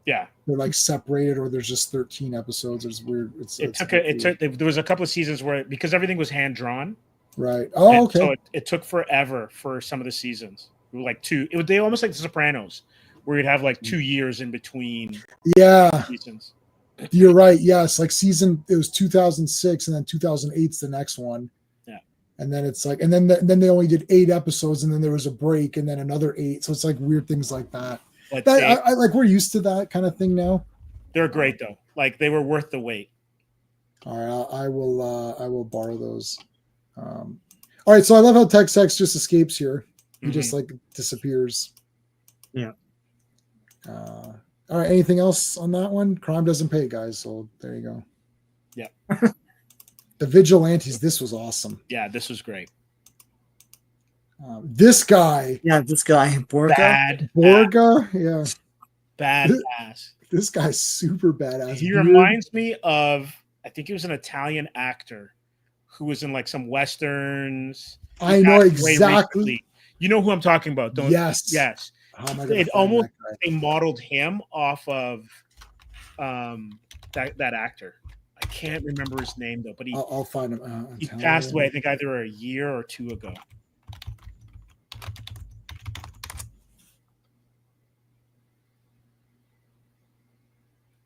I think it's this guy. Oh my God. Is it Bud Spencer? Yeah, Bud Spencer. That's it. I found him. Yeah. Yeah. The most non-Italian name for an Italian actor. Well, his real name was Carlo Pedrosoli. Yeah, so you can see why Bud Spencer. Yeah. Dude, I was like, yeah, I know I can find this guy. Yes. Yeah. I know I can find this guy. Oh yeah, this is exactly him. That is him. That's the guy right there. Davy Crockett. No, not Davy Crockett. So this vigilante. Oh, so sorry, Sean. What was you want to do Borka takes the law into his own hands and rallies the town against Tex-Hex. BraveStarr tells viewers to respect the law for the good of everybody. Sure. Yeah, this is the one where, so like, this is another example where McBride is writing the report and making this guy sound like he's a hero. Mm-hmm. You're like, hey, you're getting people all pumped up for this guy. It's like, but he's a vigilante. It's like, well, yeah. What are you gonna do? I just type it like it is, I type it like it is. But the thing, like, he runs right into Tex-Hex's trap. Like, he's all blustering, like, "I'll just shoot him." It's like, yeah, it's not gonna be that easy, dude. If it were that easy, then it would have been done by now. That's the thing, right? Yeah. Well, he knows it's a trap, but he thinks I'm going with a bunch of people, so I'm going to be okay. And Sandstorm makes sand versions of him. Yeah, that's pretty cool. Yeah. Yeah, this one was great. Again, talking about vigilantism and all that. He brings up a great point, though, right? Like, what are you doing? Like, you just letting him go all the time. Like, yeah, it's kind of Batman Joker. It's like, oh my God. I said that to my wife this morning. We were going for a walk. I said, I just watched one. It's like Batman and Joker. Why do you keep letting the Joker go? And it's like, I use that example because I got to use the simpler, like, so she knows who those characters are. So I said the same thing to her. Yeah. To explain it. It's like, and as kids, you'd be like, why Skeletor? He's always getting off. Like, what's going on? Like, just kill him or whatever. And like, you've got a sword, like literally just stab him. But BraveStarr's like, no, we have to arrest them and they have to escape. And then we arrest them again. Which is kind of weird because they a lot of the morals that they have, kind of like walking a mile in someone's shoes, actually played in one of the episodes, like maybe 3 episodes after that episode. And this one comes after, because I know they're out of order, but the way they have them sequenced is after, well, there's the law, and then there's when do you follow it and when do you not follow it? Right. Yeah. And so Borka's kind of Punisher-like in that way, but not as deranged. Let's just use that word. Right. Yeah. Like he does get people together. He riles up people to go. And they keep saying, why don't you just arrest him? Why don't you arrest this guy? He's like, well, he's not breaking laws. They literally say there's freedom of speech, there's freedom of assembly. I can't believe it. I was like, what the heck? This is awesome. This is a civics lesson. Yeah, like this is great. And it's like, yeah, there's all these things, and it's like, all right, well, what do we get? Whoa, what the hell? This is weird placement. Yeah, kind of. He's resting it on Fuzz. Fuzz, stand over here. Bigger though. I don't remember it being that big. Yeah, no, it's pretty big. Yeah, that's Rob Liefeld did that. That's episode. The Rob Liefeld. Yeah. And Rob loved the Superman movie, but you can't try. I like his comic book opinions, but I do not go with his movie opinions. So because he didn't like Fantastic Four. Yeah, he didn't like Fantastic Four. But he liked Superman, and Superman's the dumbest movie of all time. Brock is your spirit animal. So here's the sand people. That's not the real Tex Hex. That's a sand version. Mm-hmm. Yeah. And then they start attacking, and the sand people start attacking. So he disappeared. They start shooting. Look, there's like sand versions of them popping up. Yeah. Oh my God, Tex Hex becomes this monster. Yes. Yeah. That was a weird power. That was a weird power. Yeah. And BraveStarr's like, oh, you're looking better than ever, Tex. BraveStarr's great. He throws out a couple of one-liners here.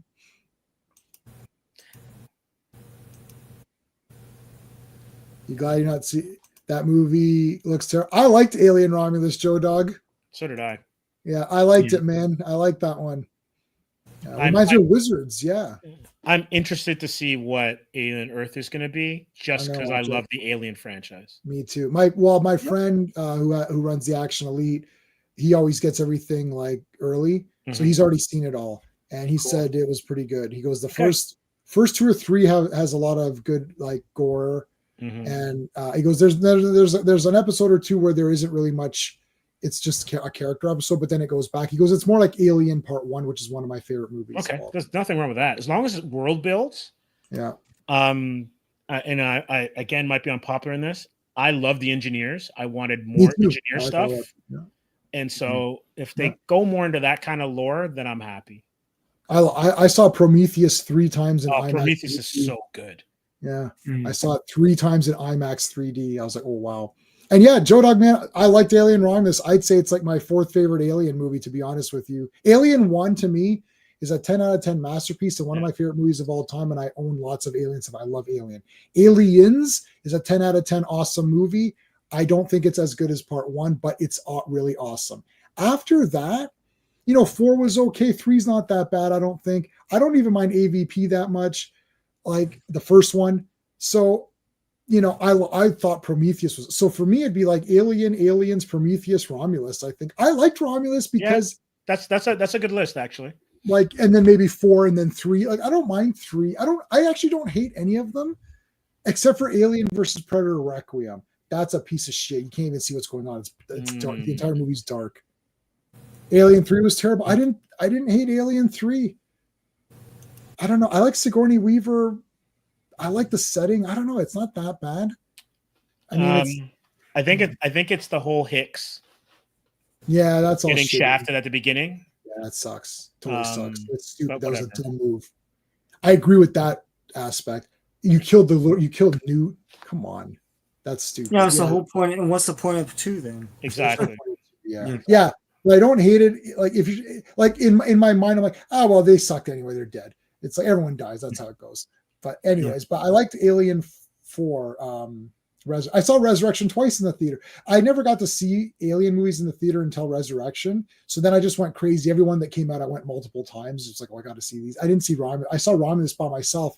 I went to like the 1 p.m. I'm like, I've got to go see this. I don't care. So I liked it, and I liked Slender Man at the end. I know people didn't like that thing at the end. But it makes sense, though. It makes sense if you know the other ones. If you watch, exactly. There's always a new creature in those movies. Yeah. And that thing was weird. When she gave birth to it, I was so happy in the theater. I actually cheered. I was like, yeah, because I was like, when she didn't impregnate herself with that goop, I was like, oh, I was like, that's you didn't use that. You didn't put goop. And then when she did the goop, I was like, yeah. Our $5 at the very end, buddy. Thanks, man. I appreciate it. Cred Nerd, the sky over the port was the color of television. tuned to a dead channel. Name the book. Oh, hold on. Oh, first, let me give you we're going to think about that. So we're going to think about that one. And while we're thinking, we can have well, I haven't used this one in a while. The sky over the port was the color of a television tuned to a dead channel. Name the book. Oh gosh, I've only read like 3 books. No, I've read more than 3 books. I've not read very many books. I don't know. What is it? 1984? I have no idea. Does anyone know what that is in the chat? No clue on my side. Yeah. Mm-hmm. All right, let's get back to I want to finish this episode and then we can talk because I want to try to do. I'm now doing the rise and fall of the Soviet Union. That's the next course. Okay. So I already did the first lecture. It was very good. I feel bad because I read this, but I didn't even finish it. It's Neuromancer. The book? Okay, nice. Yeah, the book, yeah. And this book. I didn't. It's William Gibson's thing. Should I read it? Should I get it? I'd have. When I tried to read it, I was in high school and I stopped and I never went back. But he's the guy who created Cyberpunk. So right. Yeah. I'm reading this today. I was reading Sharp's Fortress. I don't know if you guys know Sharp. No. Sean Bean played him in like 400. I don't know how many episodes of the show was. So I'm reading Sharp. This is book 3. I'm only reading because it was at Value Village. So I was like, oh, Sharp. I never read any of those. So I'm like 100 something pages in. And I'm also reading King Lear. I finished up Antony and Cleopatra. So I'm trying to read ones that I never read before. I reread Macbeth just because I like Macbeth. So I started King Lear. I finished Act 1, Scene 1 of King Lear. What an idiot that guy is. God. It's like, oh my God. Yeah. Someone should have given him a DDT or something. It was like, he's the dumbest. It's like, that's the alternate. That's my version. My Shakespeare version is like. For me, the two that I can't, I'm like, it's Hamlet. It's like, come on, man, get off the pot. Yeah. And Othello. I'm like, bro, really? Yeah, you know, this guy, oh my God. Nuts? It's so maddening to read that book. Yeah, I got Othello. Sorry. I love Shakespeare. Macbeth's my favorite. Me too. That's my favorite too. Out of the ones I've read, I've only read like 5 or 6. It's a comic book. It's a comic book as a play. Yeah, I like Hamlet. So I did a lecture on Hamlet, and it really made me like it a lot more with this guy talking about. Oh, there's a lot there. It's a great play. I don't like the character of Hamlet. Well, he drives me nuts. Well, he made me 180 it about. There's a whole thing. It's like he goes, he's not just putting it off or whatever. There he goes when he kills Ophelia's father or whatever. He went to action right away. He went right. So him going back and forth is actually pretty cool. Anyways, whatever. That's right.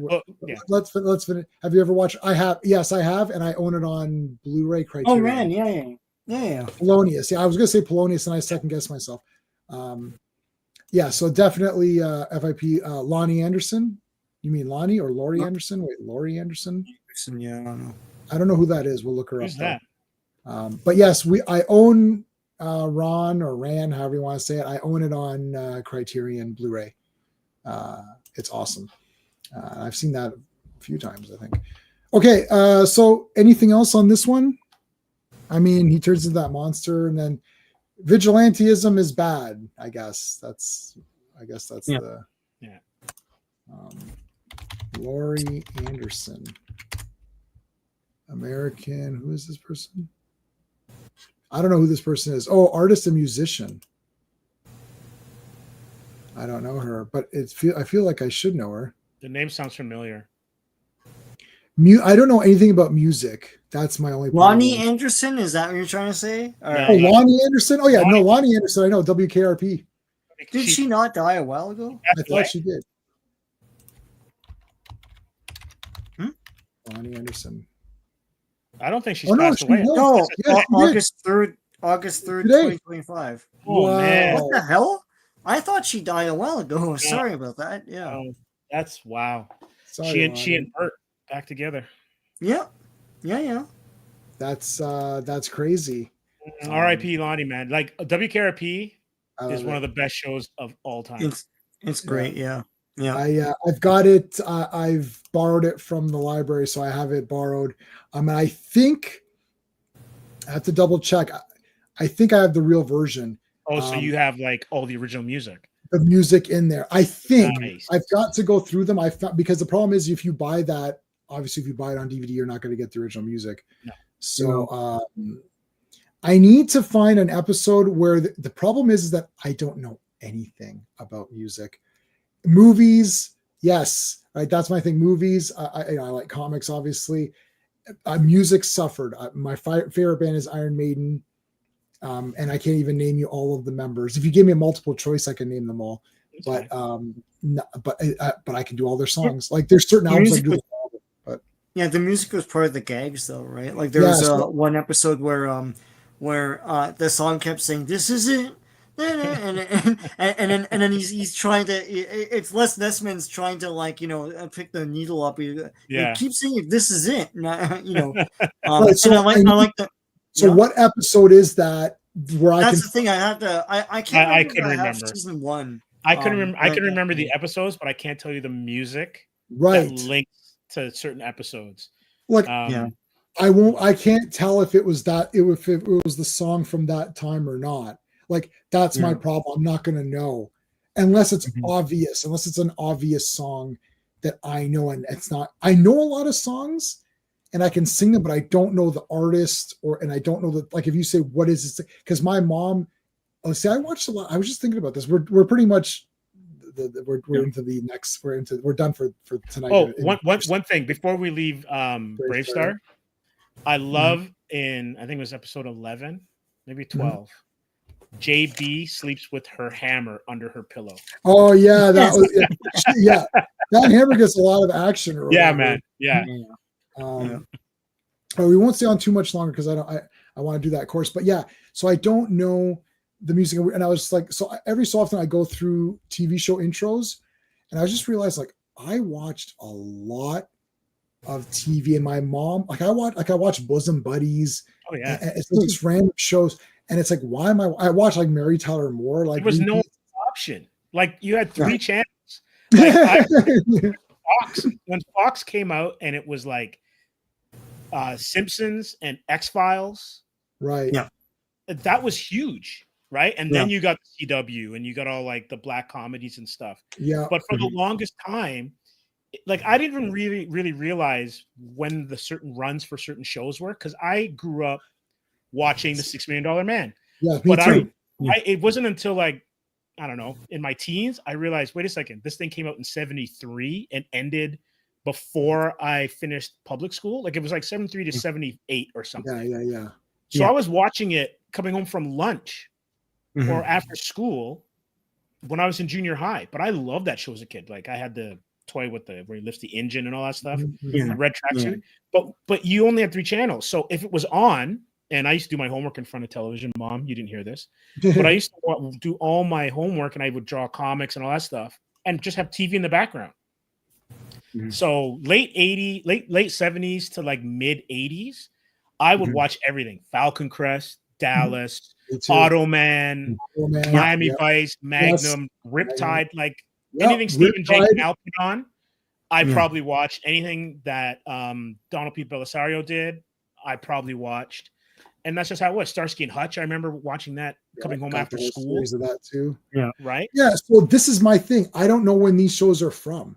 Like, because we're going through all these.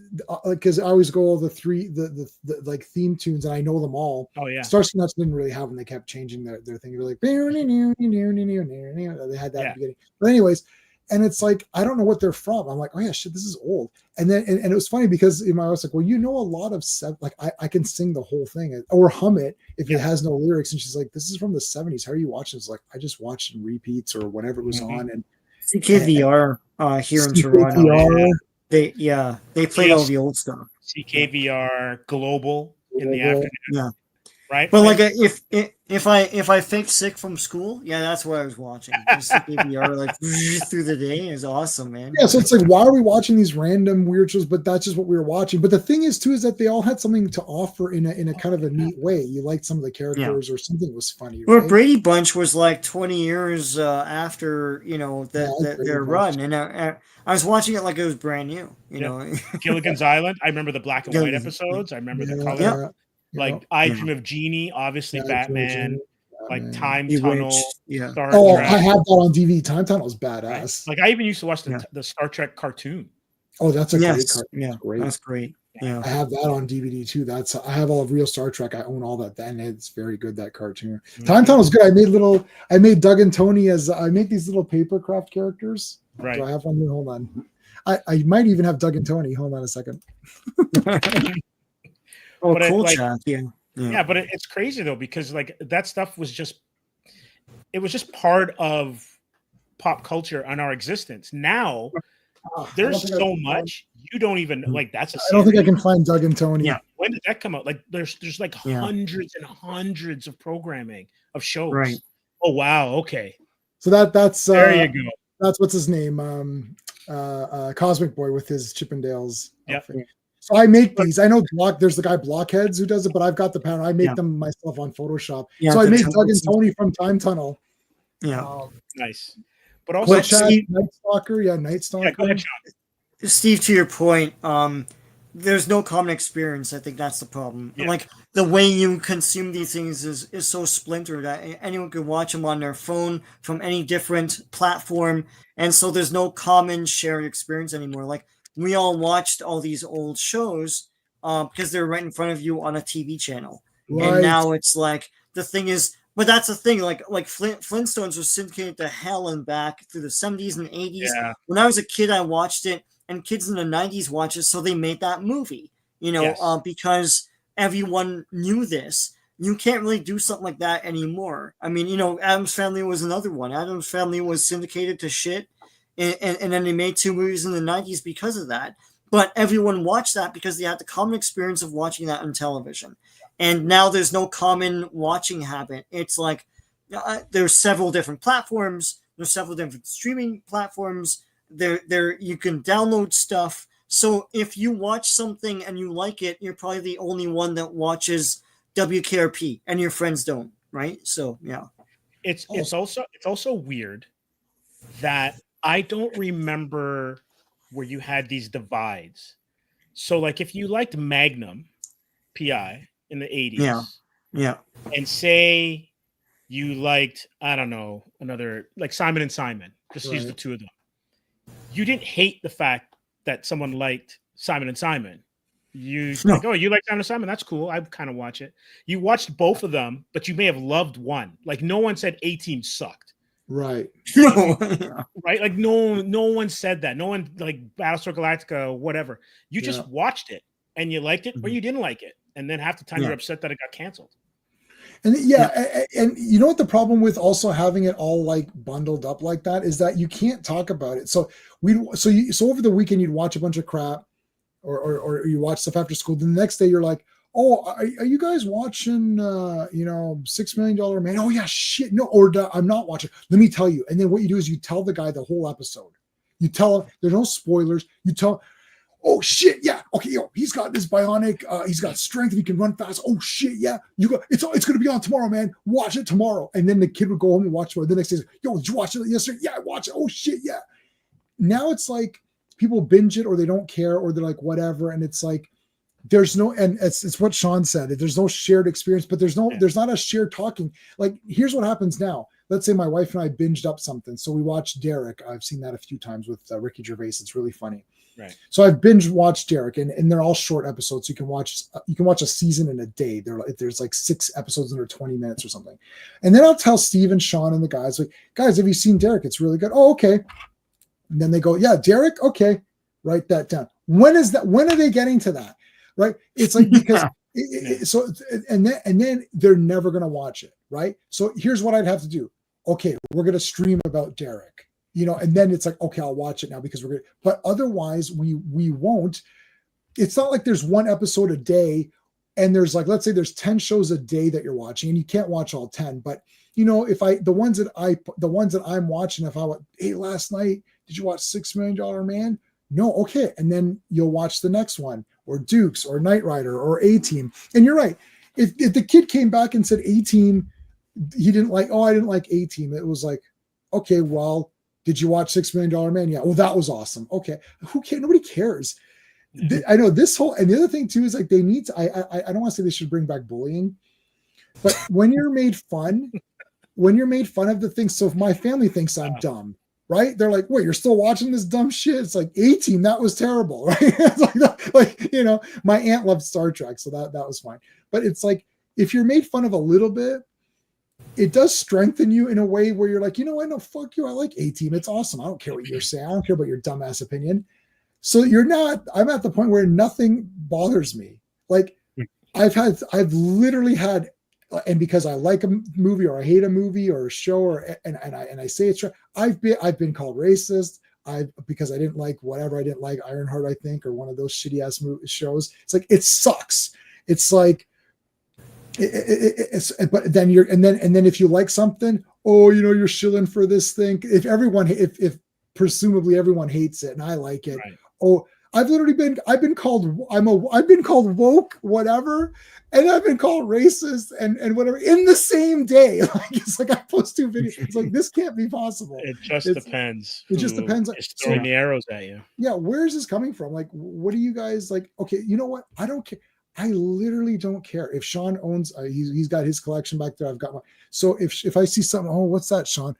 You bought that? Oh, what an idiot! Who cares? I've been made fun of for the things I loved anyway, so I don't care if you think it's good or not. I own it. And if everyone thinks it's crap, it doesn't matter. I've got it on 4K. Dukes of Hazzard, they can never make that today. Okay, perfect. Well, I've got my DVD, so I'm content. If I want to watch Dukes of Hazzard, I will put it in. Starsky and Hutch, they can't make it because it was too good, and they don't know how to make good shows anymore. It's like, well, I've got Starsky and Hutch. I can watch it anytime I want. Star Trek, we just completely, we go through them all.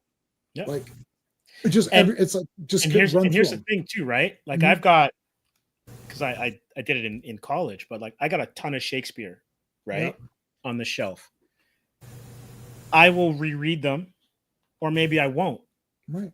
But here's the thing: they're there for me to go back to them if I want, mm-hmm. and it doesn't mean then that I have to like forego anything else.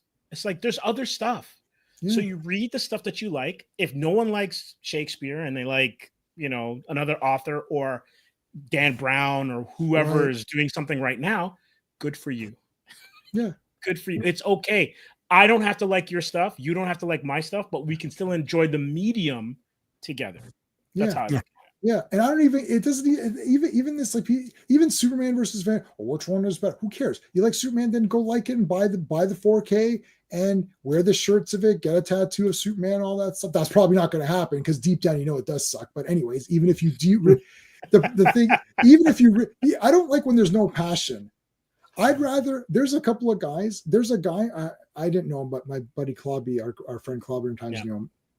He loved Batman. It didn't matter. Like, what did you think was better, Batman 89 or Batman Robin? They're both 10 out of 10. I love them.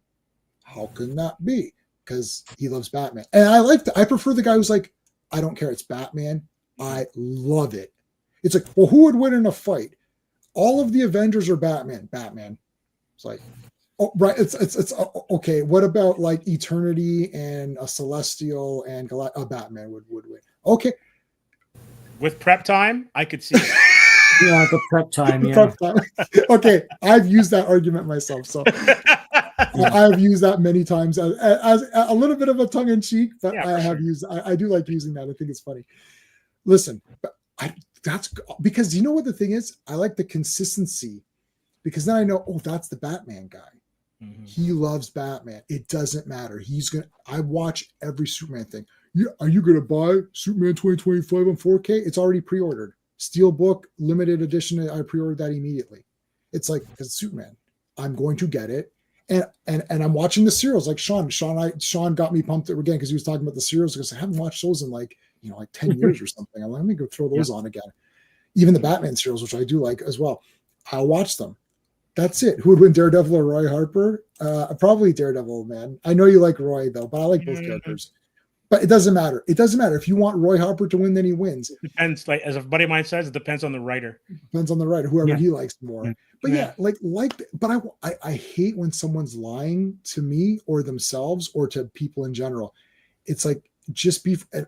There's people now who are this restore the Snyderverse nonsense garbage, and it was stupid and it sucks. Snyderverse sucked, but they're still going like, nope, I don't like this new Superman. I want this. Okay, if you want Snyderverse back, then that's. But I've had people who are like, oh, I love this thing and it's the best ever, and now they've completely 180'd it, and they're back to like, oh yeah, James Gunn, oh, this is the best. It's like, wait a minute, these two things are not the same. Like, so I don't like either of them. You can maybe like both of them, but clearly if you really thought this was a masterpiece, then you should not like this. And if you thought this was a masterpiece, then you should not like that. If you're being honest in how you want, I don't like any of it. The last for sure 10 out of 10 Superman movie was Superman 3, and I even like Superman 4. I'd give that a 9.9 out of 10. I'll remove 0.1. No, I'm giving it a 10 out of 10. I'm going to give it a 10 out of 10. I lied. Sorry, I was trying to distance myself by giving it a 9.9 out of 10, but I can't do it. I got to give it a 10. So there you go. All right, boys, we got to end off. What's going on, Steve, with your channel? Everything's good. Editing some more videos. I think we've got some Yannick Paquette up there. I'm working on some other ones. I think I mentioned it last week. Mm-hmm. And we're also planning a graphic novel for Atrium. So yes. And I also just sent out the files so we can get it translated into Portuguese. That's awesome. So we're going to do a French version and a Portuguese version because our artist is out of Sao Paulo, Brazil. And perfect. Yeah, so it's perfect. And I plan to go there in December. And wow. Do an in-store signing. Awesome. Whoa, that's going to be so good. Fingers crossed. Man, that is awesome. I travel. We want to go to Japan, but we're just like, I still want to go there.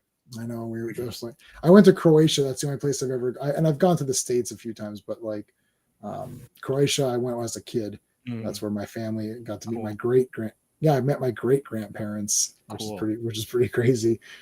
Anyway, Sean, what's going on? I put up Action Comics 244 today from September 1958. Isn't that Superman? Wow. And Superman, yeah. And also Congo Bill and all those guys. Oh, Congo Bill is awesome. Marvel 2-in-1 number 9 is coming out tomorrow. Do you get like 2 in one comic in that? 2-in-1. Wow. And Wow. Marvel 2-in-1 number 10, 2 days from now, that's with Black Widow. Tomorrow's Thor and thing. And I have a video coming out, I think around Wednesday, what is it called? 1978 Marvel house ads. A bunch of house ads I go through. Those are beautiful. I love those. Yeah, they're fun to look at. So yeah. Anyway, stay tuned. All right. So tomorrow's Earth's Mightiest Mondays. Tuesday is Hollywood Chainsaw Hookers on my buddy's channel, which is great. I actually took a lot of notes. Oddly enough, Wednesday is Hard Boiled Chayo and Fat Tony Lang. Love it. Destroy hospitals and warehouses and whatever. Friday is Star Wars, and next Sunday the Green Knit. And he doesn't say knee. He's not a knight who says knee. He is a knight who wields an axe. There you go. It's pretty good. That's it, folks. Thanks for joining us. We appreciate it. Thanks to the members. Thanks, R, for the super chats. Thanks, Joe Dog, everybody else that was in the chat. Appreciate it. Until next time. Hey, friends. You've just been listening to J-Man, and he is the smartest person who ever lived. So make sure you like and subscribe.